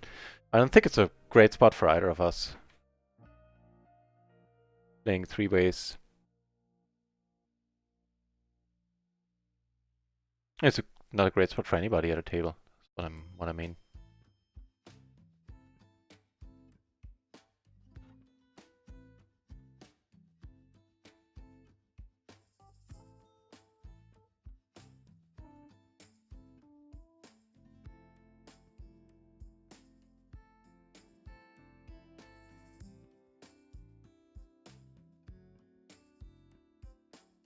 We flop it to pair and a gutter. Looks alright to me.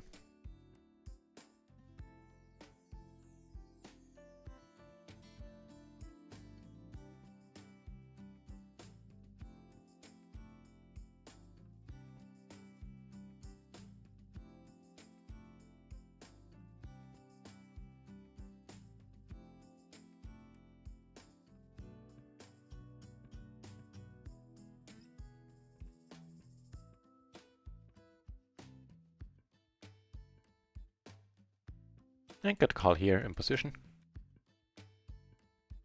Flop rather mediocre. You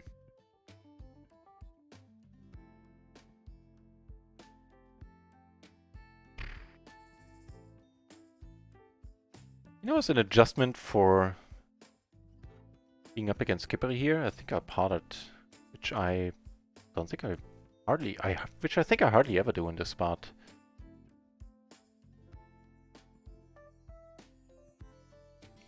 Question is if we continue, are we value owning ourselves?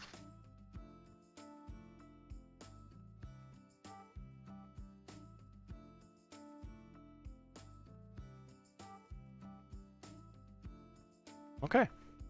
Phew! And main factors were that I had a pair. It's not a board where in a 3-bet pot Kippery hit something strong a lot. And we had both of the backdoor flushes. So I actually would have called an all-in. Without the 2 backdoor flushes, I wouldn't have played it like that. And matter of fact, I hardly ever played like that, even so.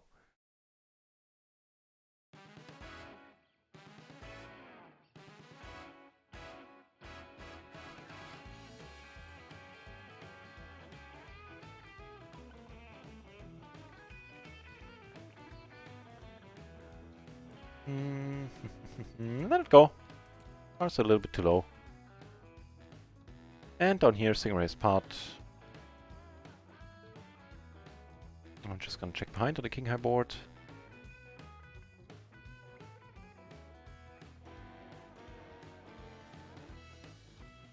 Kippery coming to the top. Again, we do have a suited ace, but the 4, the deuce, not great components. Just gonna leave it be.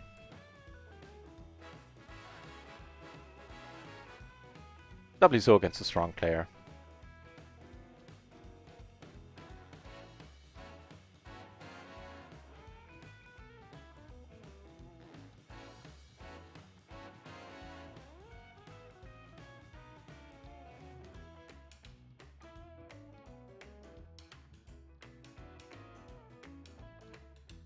Giving us a full house. Alright.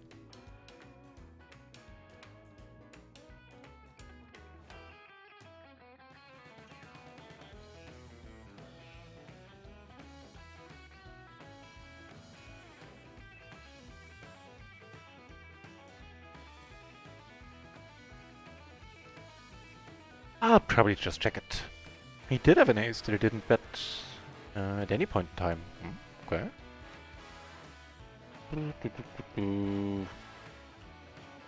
Pure flush draw, let's not. Well, pretty much a pure flush draw.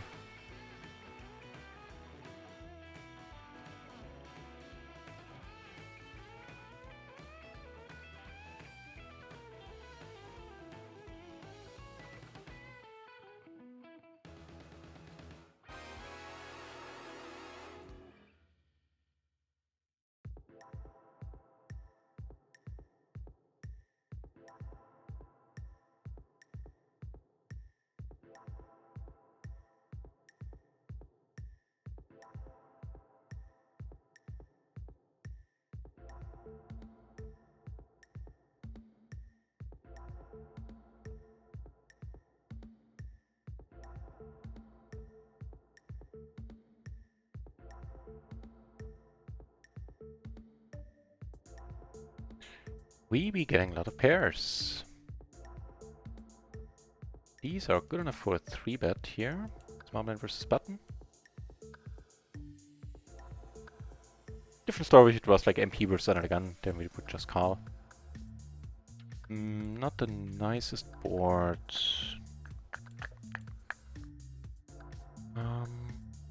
Without any flush blockers, flush draws ourselves, I think we check this one.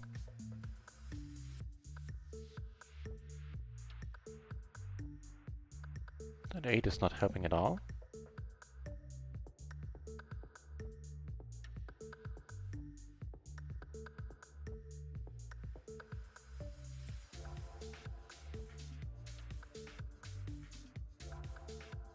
And that's a nice turn. Giving us the wheel and the redraw to the nut flush.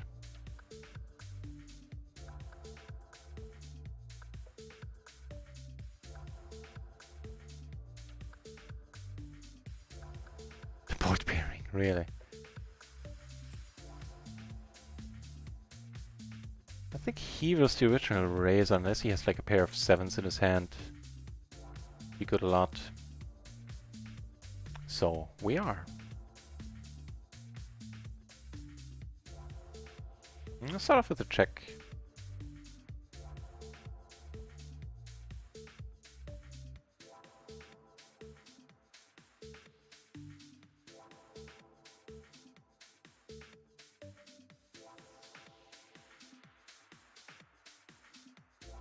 What? Okay. So in the 3-bet part, we're out of position. Gonna be... Yeah, gonna be on the large end. Spade at bets probably smaller.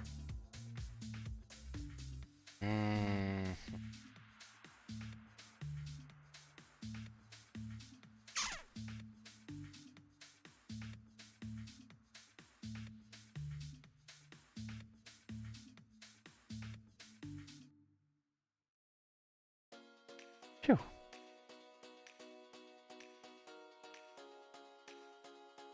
Up here I caught a 3-bet, which is fine for sure. This part we're just gonna let it be. And flop, top and middle, all the backdoor flushes we would care for. Not blocking straights, just gonna check for now.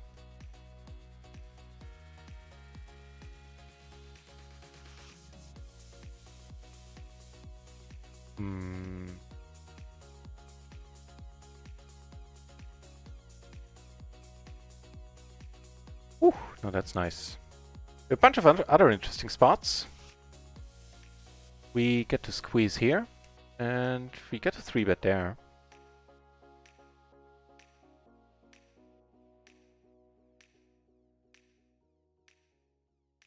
Nice, and we flop pretty amazing too.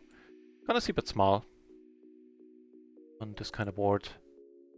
And here, here I'm also gonna see bet small. Setting up a bluff. That ace is nasty because it seriously diminishes our chances of getting called.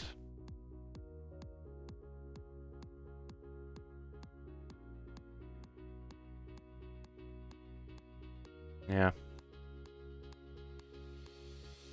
Any other card but the ace would have been fine. Or would have been better. We do take this one down, which is a relief.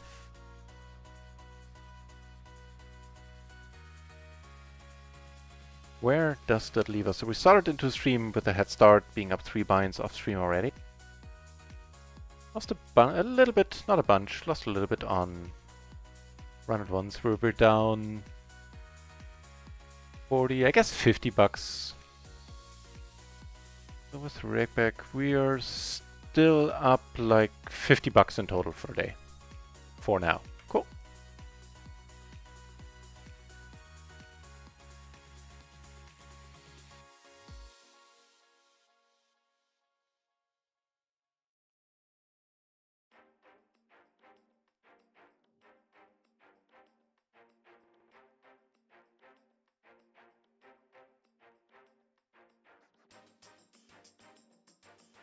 Yeah, but it's on the whole not a really profitable situation for any of us on the real tables.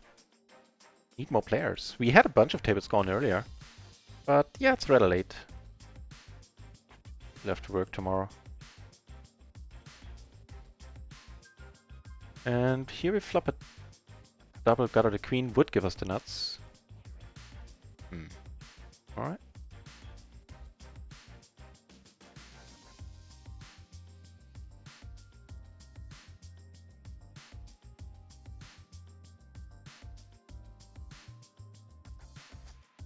Very nice aces up here with a jack and an 8 and double suited.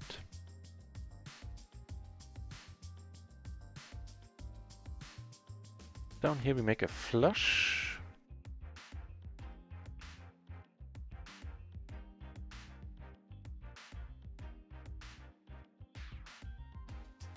Here we check, just too many people involved in the hand. We take it down with the flush.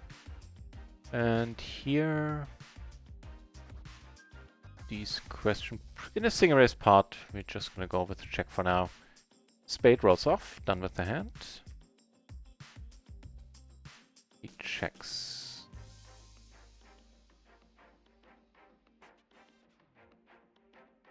Nice. More aces, and more aces on the table we just had aces on. And we get a bit of 4-bet in with double suited aces, queen 3. Neat. SPR less than 2, 1.8 basically. We're just gonna pot it here.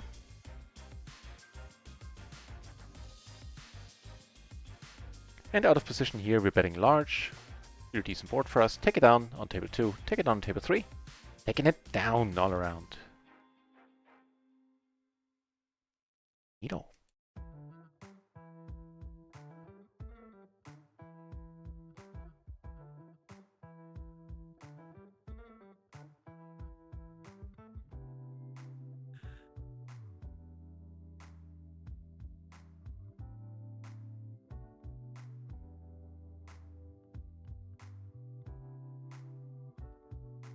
Here we get to raise fold.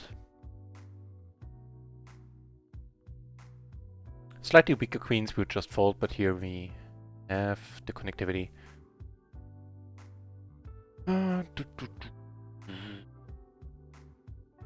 Alright.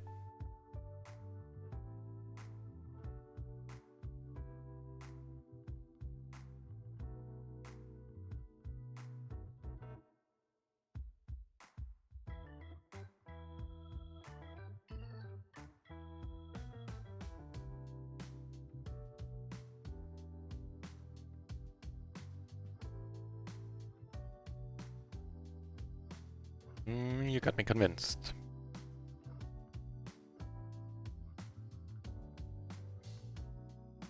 Five PV drop.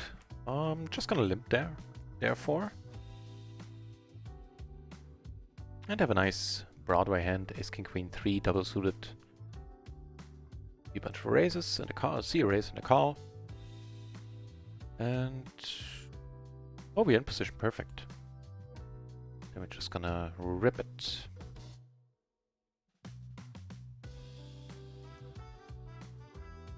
Wait, here we're gonna come over the top. Yeah, it's not the happiest spot now that he comes over the top, but still. A bunch of draws. Yeah, we're going with this. Almost certainly gonna lose Kippery.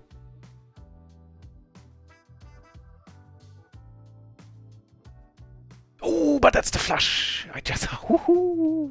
Nice! That was a decent part right there. Yeah, I'm gonna c-bet this.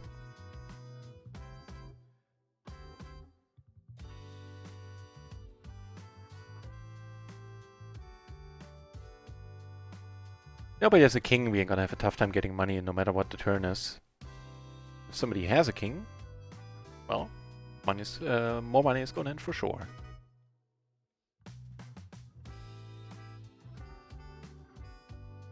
Cocaine carrot, huh? Okay, we know this guy, he changes his nick every other day. Very active, hence he's marked in red.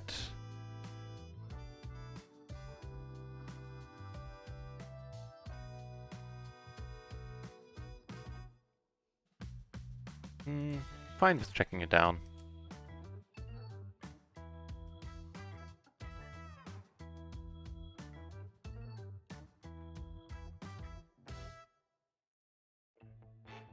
Really had no clue what this pot sizing means here. And I chose wrong.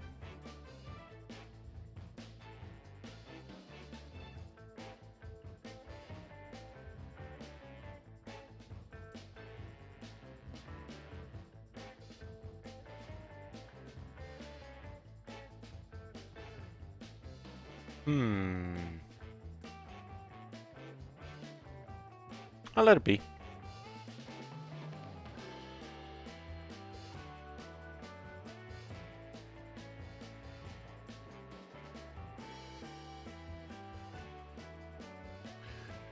Nasty, but he started a gun opener. I have the ace of spades. I'm gonna c-bet fold this one. Rare dude on board like this, but he shouldn't like it all that often. Turns out he's telling us he... Oh, it's this guy again. I thought it was... Honestly thought it was another red tag.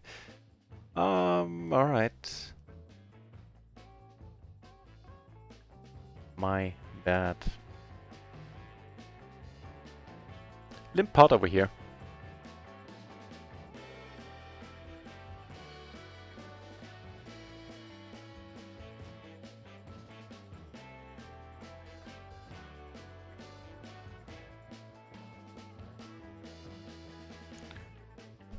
What do we have? We have the overpair. No, never mind. We have a fold. At that point, we just have a fold. Even making now gutter, not necessarily the nicest thing to happen. At the very least, it often means we split it up. Often enough, we still lose it to a better straight, to wrap that gut there and made a even better straight. Yep.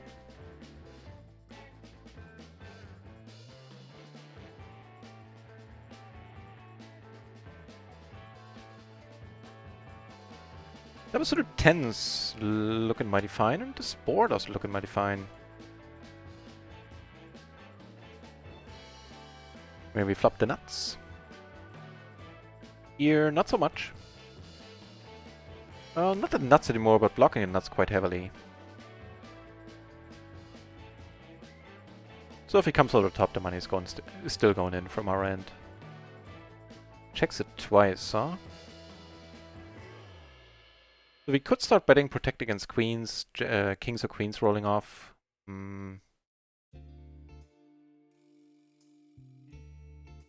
Or as it turns out, a 9 possibly.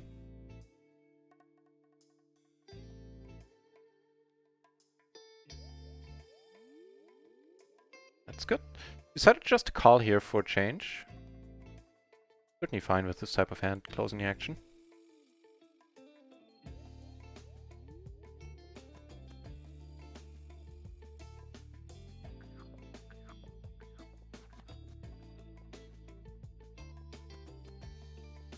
I was gonna say, I'm actually still gonna call down here.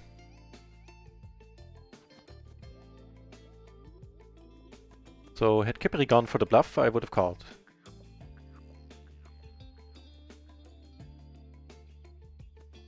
Just because, if he if this type of board, this type of turn suits him, then he's very often gonna bet the turn at the very least. And I would have gone for like a optimistic slash little bit spite call, I guess.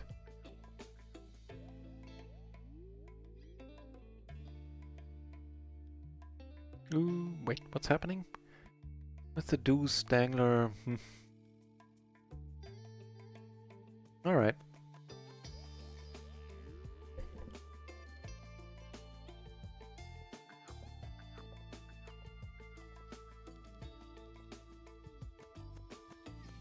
Make it 2 backdoor flushes. Maybe I'm interested in calling, as is no way. Maybe Cocaine Carrot coming in with one of his famous 3-bets. Which can be the Ace-King 8-5 double suited. Or similar hands, seen it a bunch of times already. No.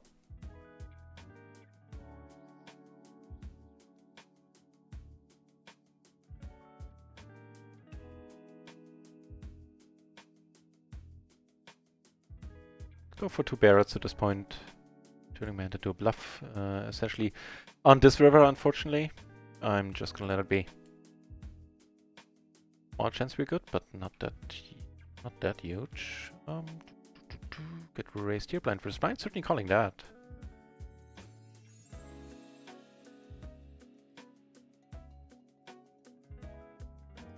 And over here we flop a top pair and a gutter. Make a pair over there. Terribly meaningful.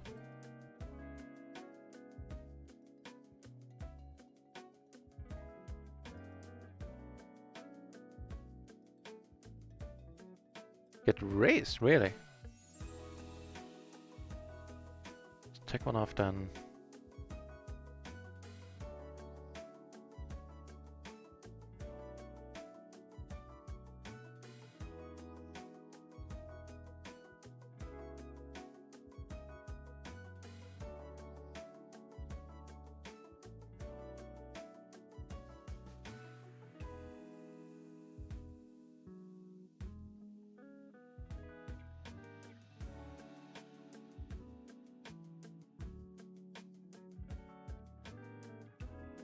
So it's not raising jacks, queens, kings at this point, I would suspect.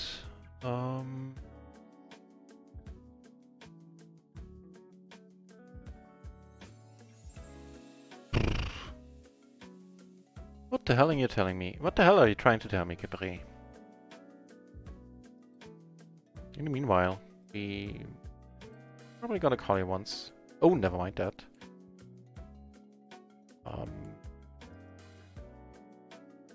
10-5 or something like that. I guess I'll let it be. Can't make heads or tails of it. And he had a wrap. This guy had a pair and a better flush draw. Cool. Kipri claiming a few, as in he was happy that we folded. Who knows? Kipri, an avid user of the speech bubbles here.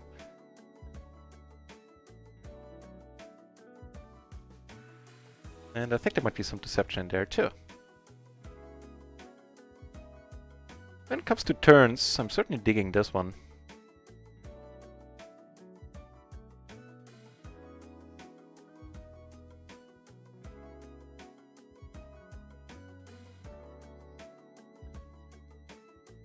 Trollman. To Trollman I'm gonna fold. And here I'm gonna raise. Trollman, a pretty conservative post. We get raised again, really. Lead into us with a king, with kings or queens?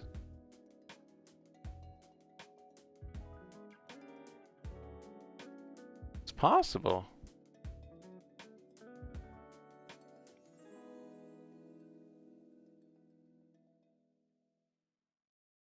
Yeah. And making the full house ace is full of fours. Unfortunately, it's not good enough against kings. Actually, it was fours full of aces, right? I always mix those up.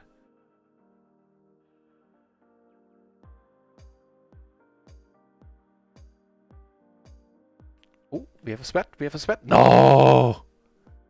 I mean, he could have made the flush too.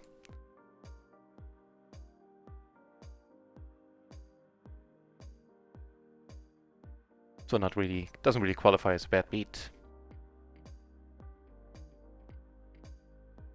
You had Jack high, huh? Okay. Nice hand. Nice hand, sir. Yeah, that's exactly what I had. Well, you saw.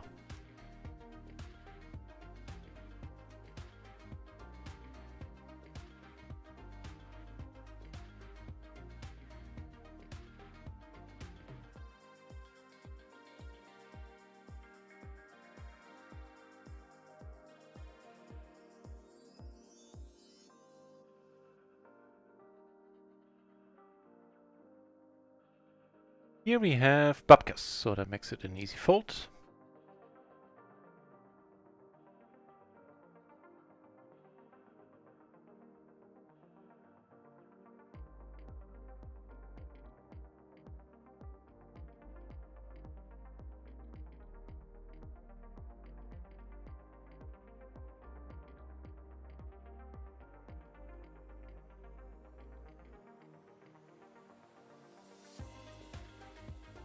And a gutter. This is a big blind caller.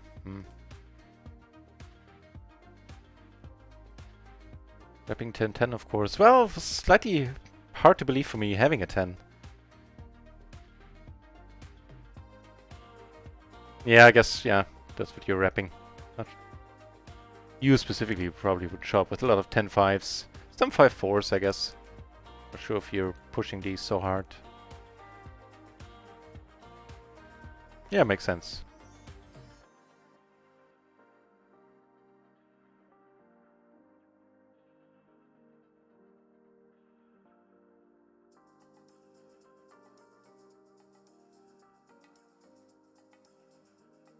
Yeah, but Capri, I'm gonna close the PLO 20 tables in a moment.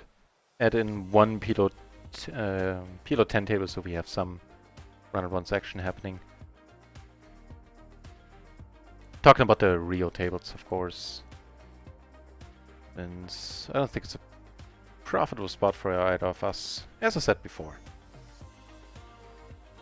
This, however, against Cocaine Carrot might be our ticket to get a mine back. And here the 10 pairing giving us a flush draw. Okay. I'm just gunpowdered here. We do take it down with the kings.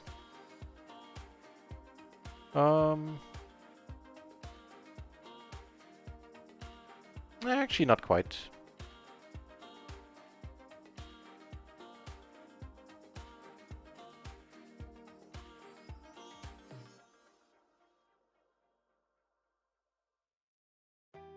Is this gonna be the... Oh, the top set. Well played. Well played. Which is exactly what we have down here. And here he came over the top with a double paired hand.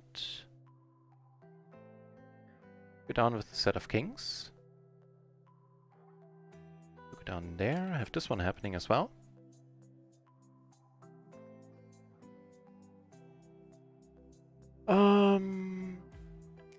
Yeah, probably. Ooh, we're doing quite alright. No, come on. Wow. No, that one was a little bit nasty.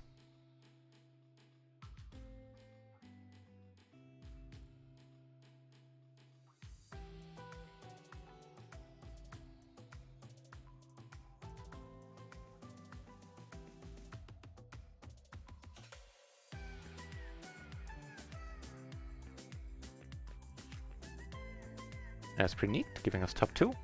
Open ender and a flush draw.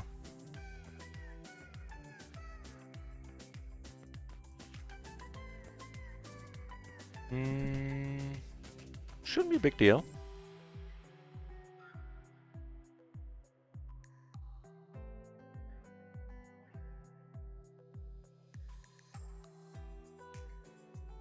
And we get caught and we take it down. Neat.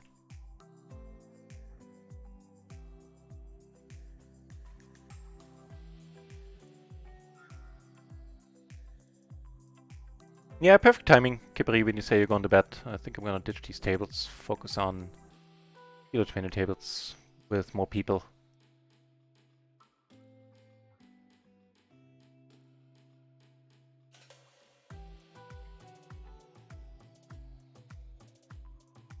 There were some nasty runouts there. Some spots where I got the money in bet. No, let me rephrase that. I mostly got the money in bet. We had that one nasty runout. Fair enough. Should still be breaking even for the day.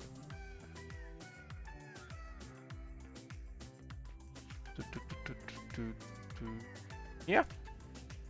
Kinda dig it. Gotta be careful if you get called or if you get raised, we're out. But with all the 10s here.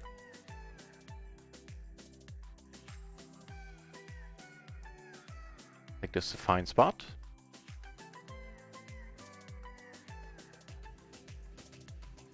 You'd think so too. Guess he has a 10 as well.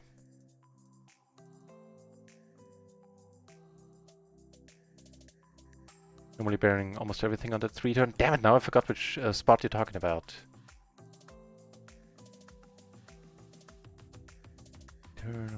Turn. No. Too many hands happened since. Can't place it anymore.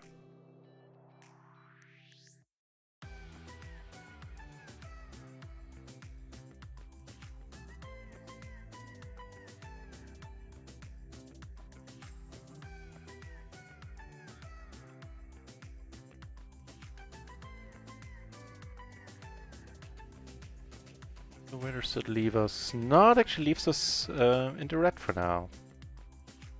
We can regroup, rebuild.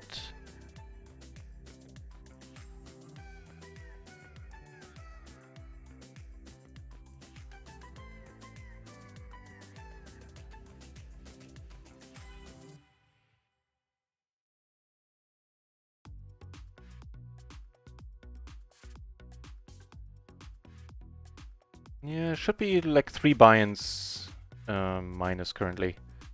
Too bad.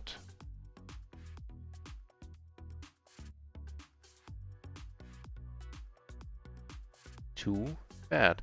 Well, at least recently, for the most part, self-inflicted.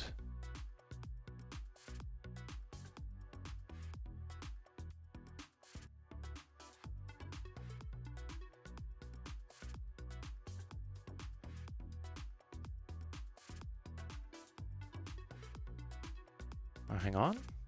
Spot here, and it's gonna be one where we go all in. Nasty. Middle set against top set on the flop. Not much to do there, but to hate life a little bit.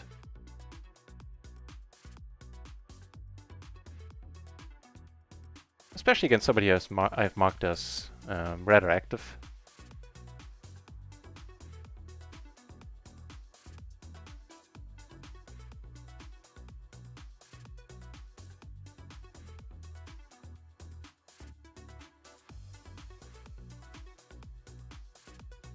Looks like we do have a 4-way PLO trainer table now on Rio. Okay, put that one on the screen then. Ooh. We'll play these aces.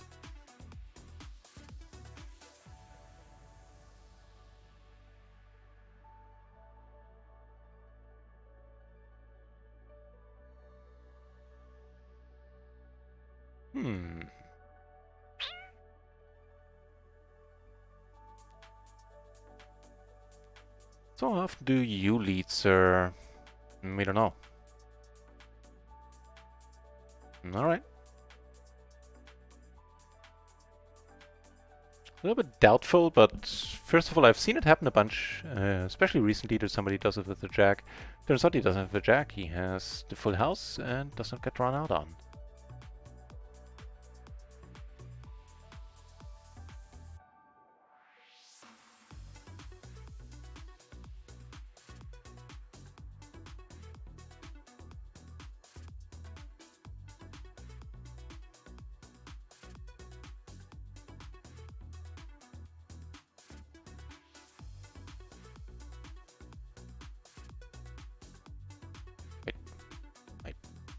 What happened? My PLO 20 table on Rio disappeared. Where the hell did it go?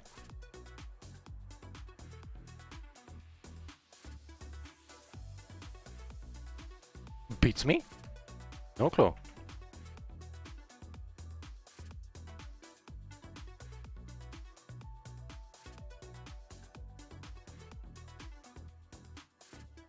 Ooh, aces over here though.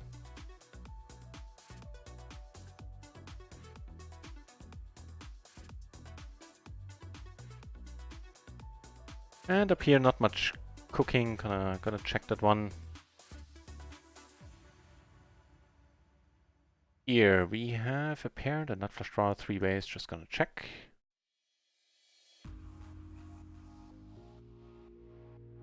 Okay. If the top set get led into, that's kind of neat.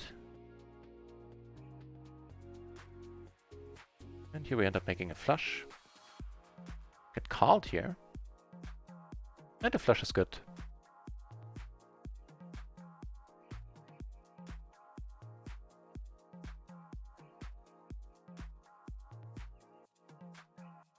Follow up pocket aces by having trip pocket aces.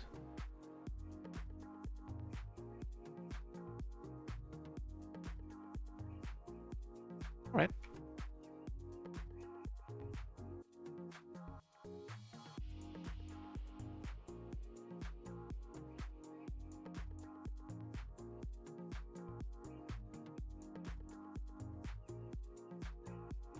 This is so weird. Hang on, let me restart Rio's. My table somehow disappeared. Maybe it closed, but I still see 5 people in the pool. And that should mean that there's a table gone. Strange. Strange things are afoot. Gravity Tom.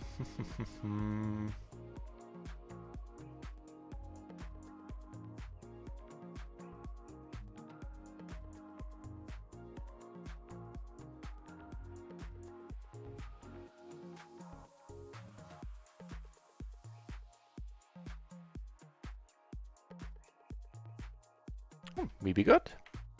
Here in the limp pot we flopped straight. Also kind of neat.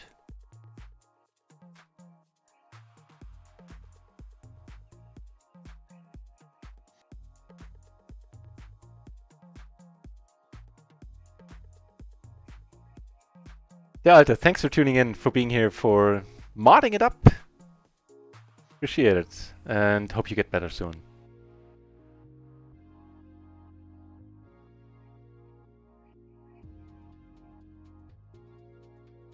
We are still good.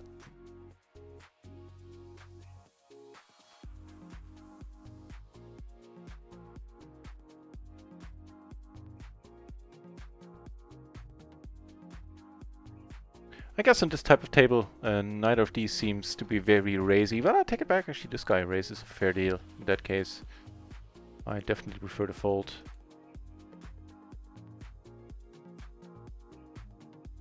And let go here.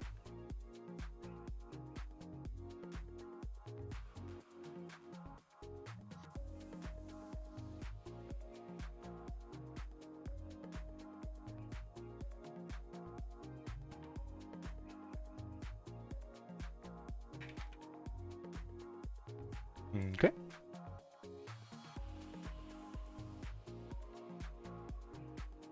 Ah, no, it was a display bug. I think there was no PLO 20 table happening.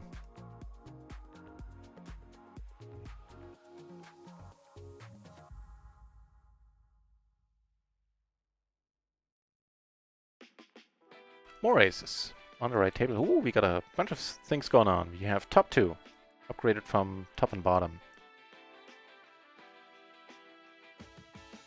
Our aces, well, they don't flop so great, unfortunately. Here, however, we kind of flopped the nuts.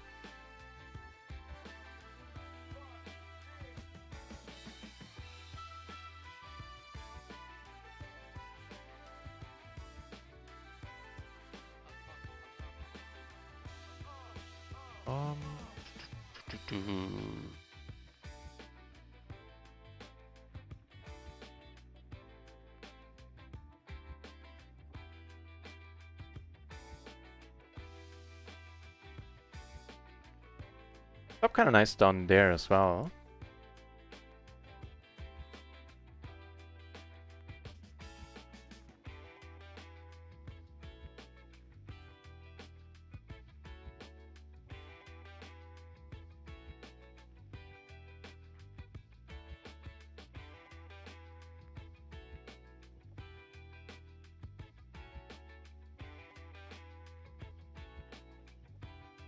Okay, things are a bit busy for the moment. I'm a little bit quieter than usual, having a whole bunch of tables open, like 7 total.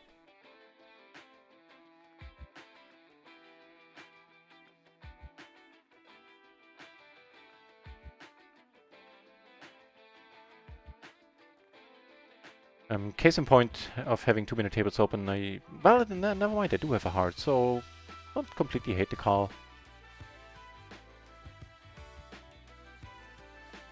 That's pretty small now. I wonder what this is about. This is a gravity tom, gentlemen, again. Generally speaking, not too much into betting, into c-betting this guy. Let it be. I think there's a strong chance we run into queens and up here. It's this guy specifically. Oh, some relief. As in this table down to heads up. Well, not quite.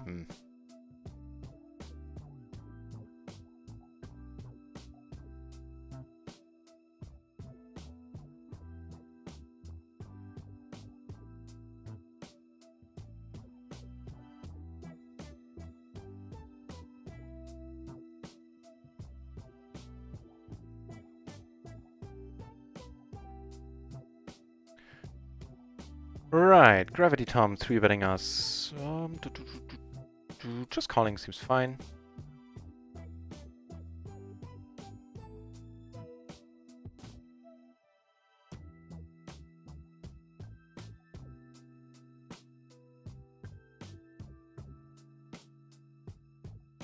Yeah, against this guy, certainly letting this go. Here we're calling. And calling down on the river, or betting if he checks to us.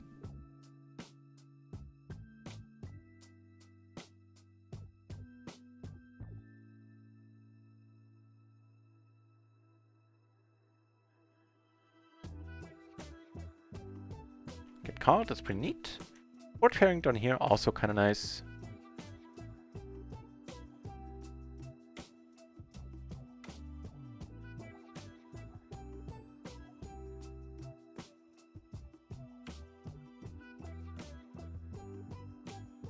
So against Gravity Tom down here, gonna bet again. Should work a lot against him. Over here in the small blind, there's a perfectly fine raising spot. Also gonna be a perfectly fine c-bet. No need to go for a large one there. And we do take it down. And take another one down. Because we flop the bottom set, blocking top set on a rainbow board. Say okay.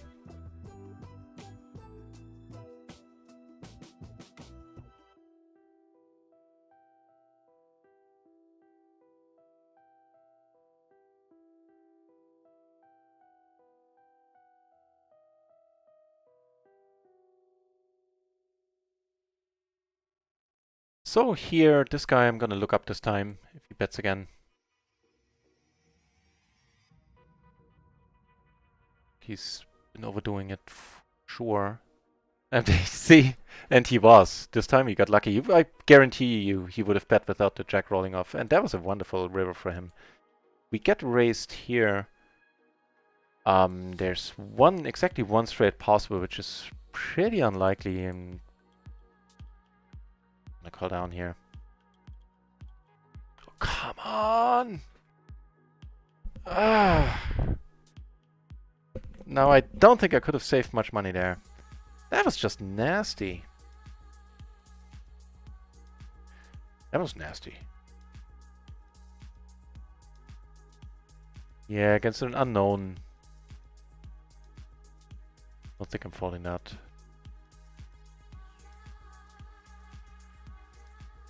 I mean, granted, it is a good board to just be calling with the top set. Since I really weren't any draws. Still, I don't think it's... We don't really need to spend... I don't really need to spend much time rethinking that situation. There's certainly a bunch of other spots where going broke with middle or bottom set is a bit dicier. There.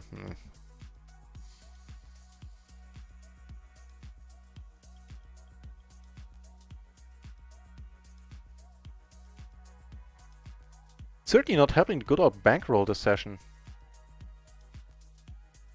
Yeah. Down like 5-ish buy-ins? 5.5? Rough hands there.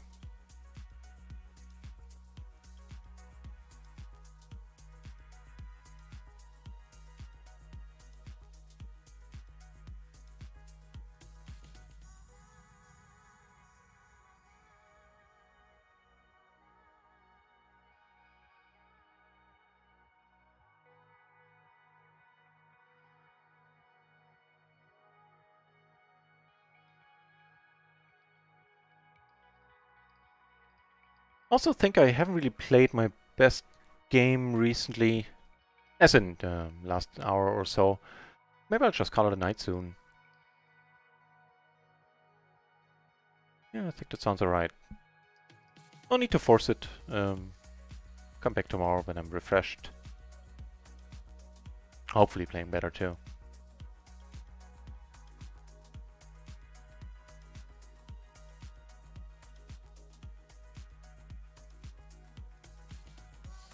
I think this is... my note on this gentleman is gonna say that he chased the flush draw of a full pot.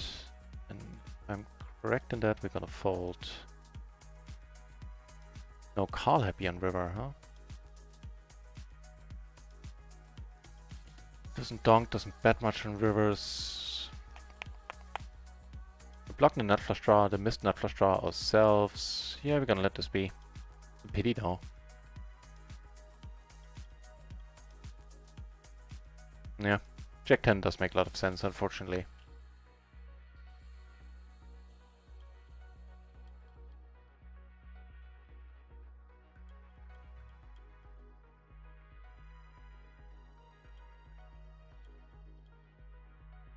Certainly betting here now, since everybody keeps checking to us.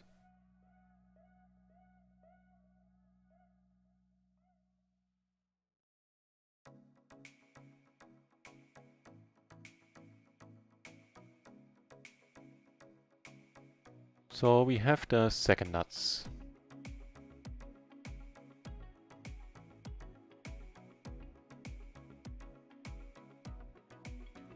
Raising smaller has more appeal, I think.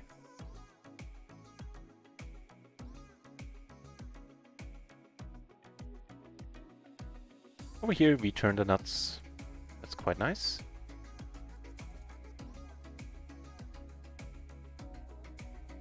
And down there this guy let, and so here we take it down, hang on. First, let's do this. He checks to us here. We're gonna bet. We also have this pot, which was a splash pot. I took it down on table 4 with the aces. And now I flop 2 pair. That 8... I mean, for the amount of money in the middle, it's just an easy push. Especially since we're holding those 2 10s. Oh. Against Cocaine Carrot, huh? Alright. Love the jack, hate the suit.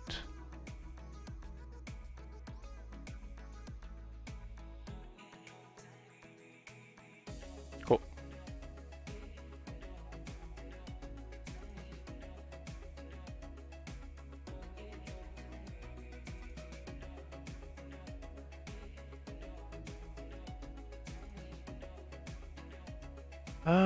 This guy's short, we're playing for 100 BB. I actually don't mind coming over the top. It is really close, usually not so much, but since he can come over the top, if he calls, the money's gone in. And if not, then I'm very happy playing this against this guy. We're doing quite nice. Oh no, he flopped a set. I didn't see that when I said we're doing quite nice, damn it.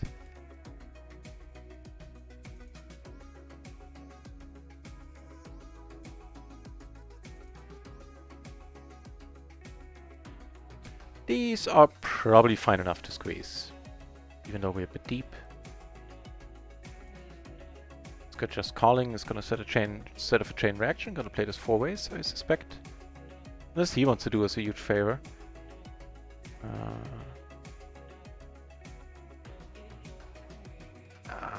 make us 100 BB deep, and I just push here. He had like, you know, an SPR of 2 at this point.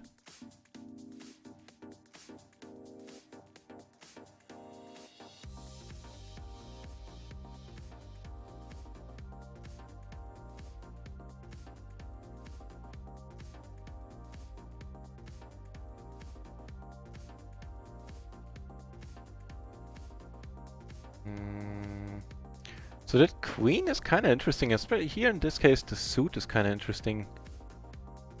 Like if we were to be able to see it, never mind. See it turn for cheap, everybody's decently deep for us to put pressure on should the third diamond roll off. At this point we have a gutter. So he very likely didn't check a set on the flop. We're probably looking at either a turn set of queens or queen 9. And what this guy's doing now, I have no idea. Be a two pair and the humongous draw, or what? No, he has the queens. Okay. 6, 6, queen 9. Yeah, so he had the two pair. He had the queens, and won a huge pot. Wow, well done.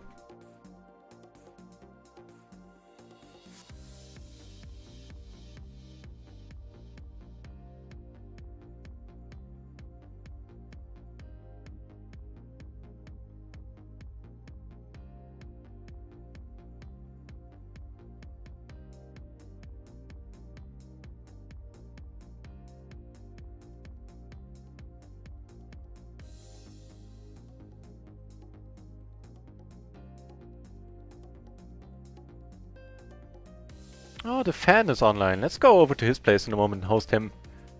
Because I think I'll call it a night. I think tomorrow I'll be able to display hopefully a better game. And tomorrow's going to be a long night of streaming. Phil Galfon's going to be live tomorrow. So I'll be streaming in the afternoon. Then take a break to watch Mr. Galfond myself. And then have a late night stream later on.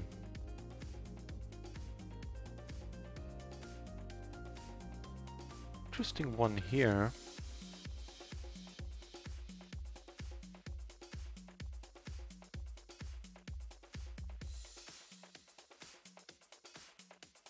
And the flush draw does sound horrible. Over here I elected to check without a club. I think that's alright too. Now things get interesting. Also things get interesting here. SPR2. 2 pair. Sometimes does have the A7. Sorry, the 5-7. Still, we're going with this. Ooh, probably not. No, we're doing fine. We take one down. Neat.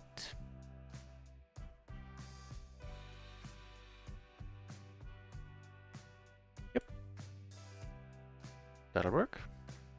Probably. There's...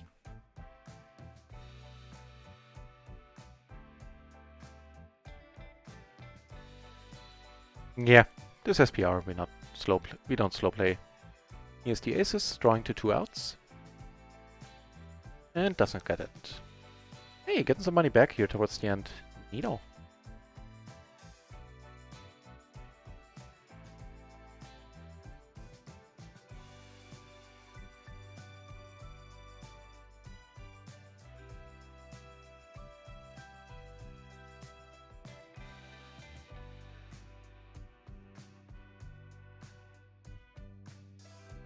Nope. And down to 300 here. Gonna close this table prematurely, and one more orbit on this table. And then I'm gonna call it a night. Let's head over to the fan. He plays high stakes. Well, I guess the official name would be medium stakes. No limit. Does so very well. Also explains a lot about what he does, if I recall right. And is a nice guy. I like hosting the fan. He plays no limit 100 up to no limit 500. And never shies away from action. Awesome no limit player. Yeah, let's head over to his place in a moment.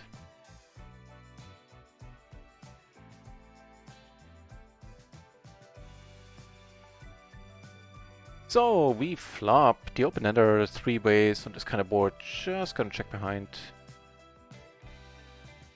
He actually could have bet the 4 to 9 and really no prospects.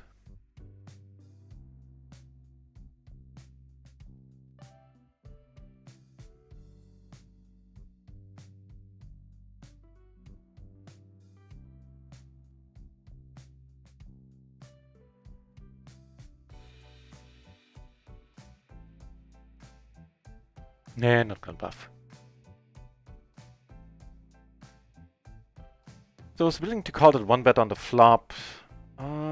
Specifically with the backdoor flush draw, the open-ended overpair. At this point, we have to let it go. Make the 4 of hearts, we can still call.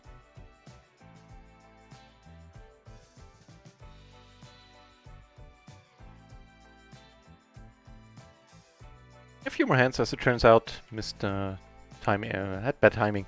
Clicked the button too late, so we're gonna play another orbit here. Wait, here. Duh.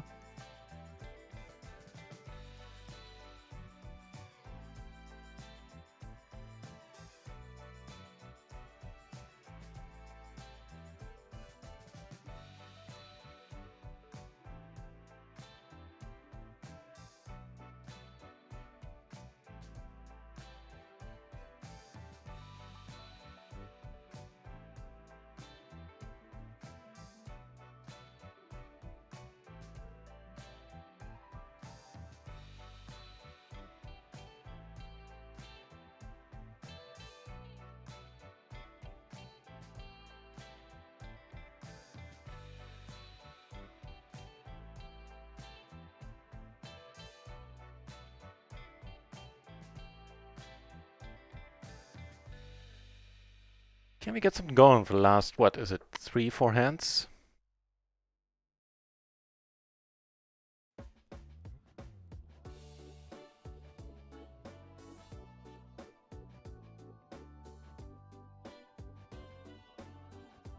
I mean, the table's actually kind of fine. We have a very tight guy to us in the left blind.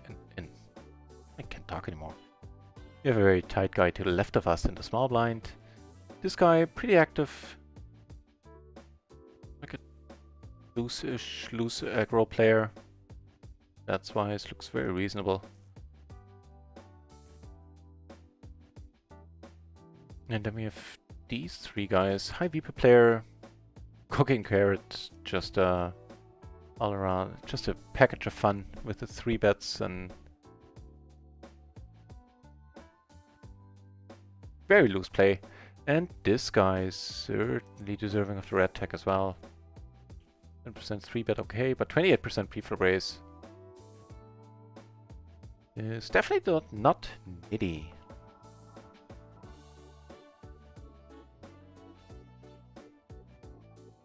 It certainly looks like we're gonna end the stream a little bit in the red. We can even... what? 3.5 binds in the red. Richie Rob, hey! Good to see you, Richie. Just catching me at the tail end of the stream. But nevertheless, huge shout out to Richie Rob. How did your... well, I'm not going to be able to hear the answer, but maybe I'll be able to read it. How did your tournaments end yesterday? Did you take one down? Just mark your name, then I would love to give you a shout out. Richie Rob is streaming no delay tournaments on his channel. Super entertaining gentleman. One of those channels, whenever I raid or host him, I end up staying far longer than I usually do when I host people, because I do it at the end of my sessions. Then I usually want to do something that's not related to poker. However, on Richie's table, on Richie's channel, I tend to stick around quite a bit longer. So if you want to find out why, check him out. He's a good guy, good bloke.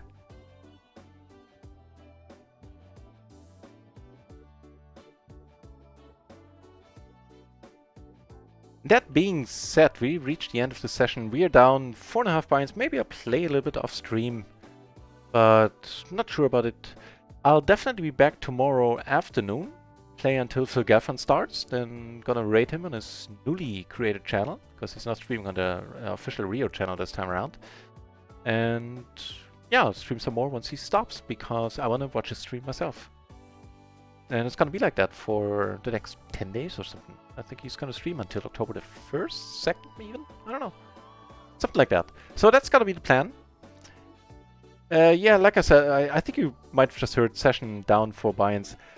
Had 1 or 2 setup spots, couple of spots, and certainly first half of the session, I got the money in well all the time.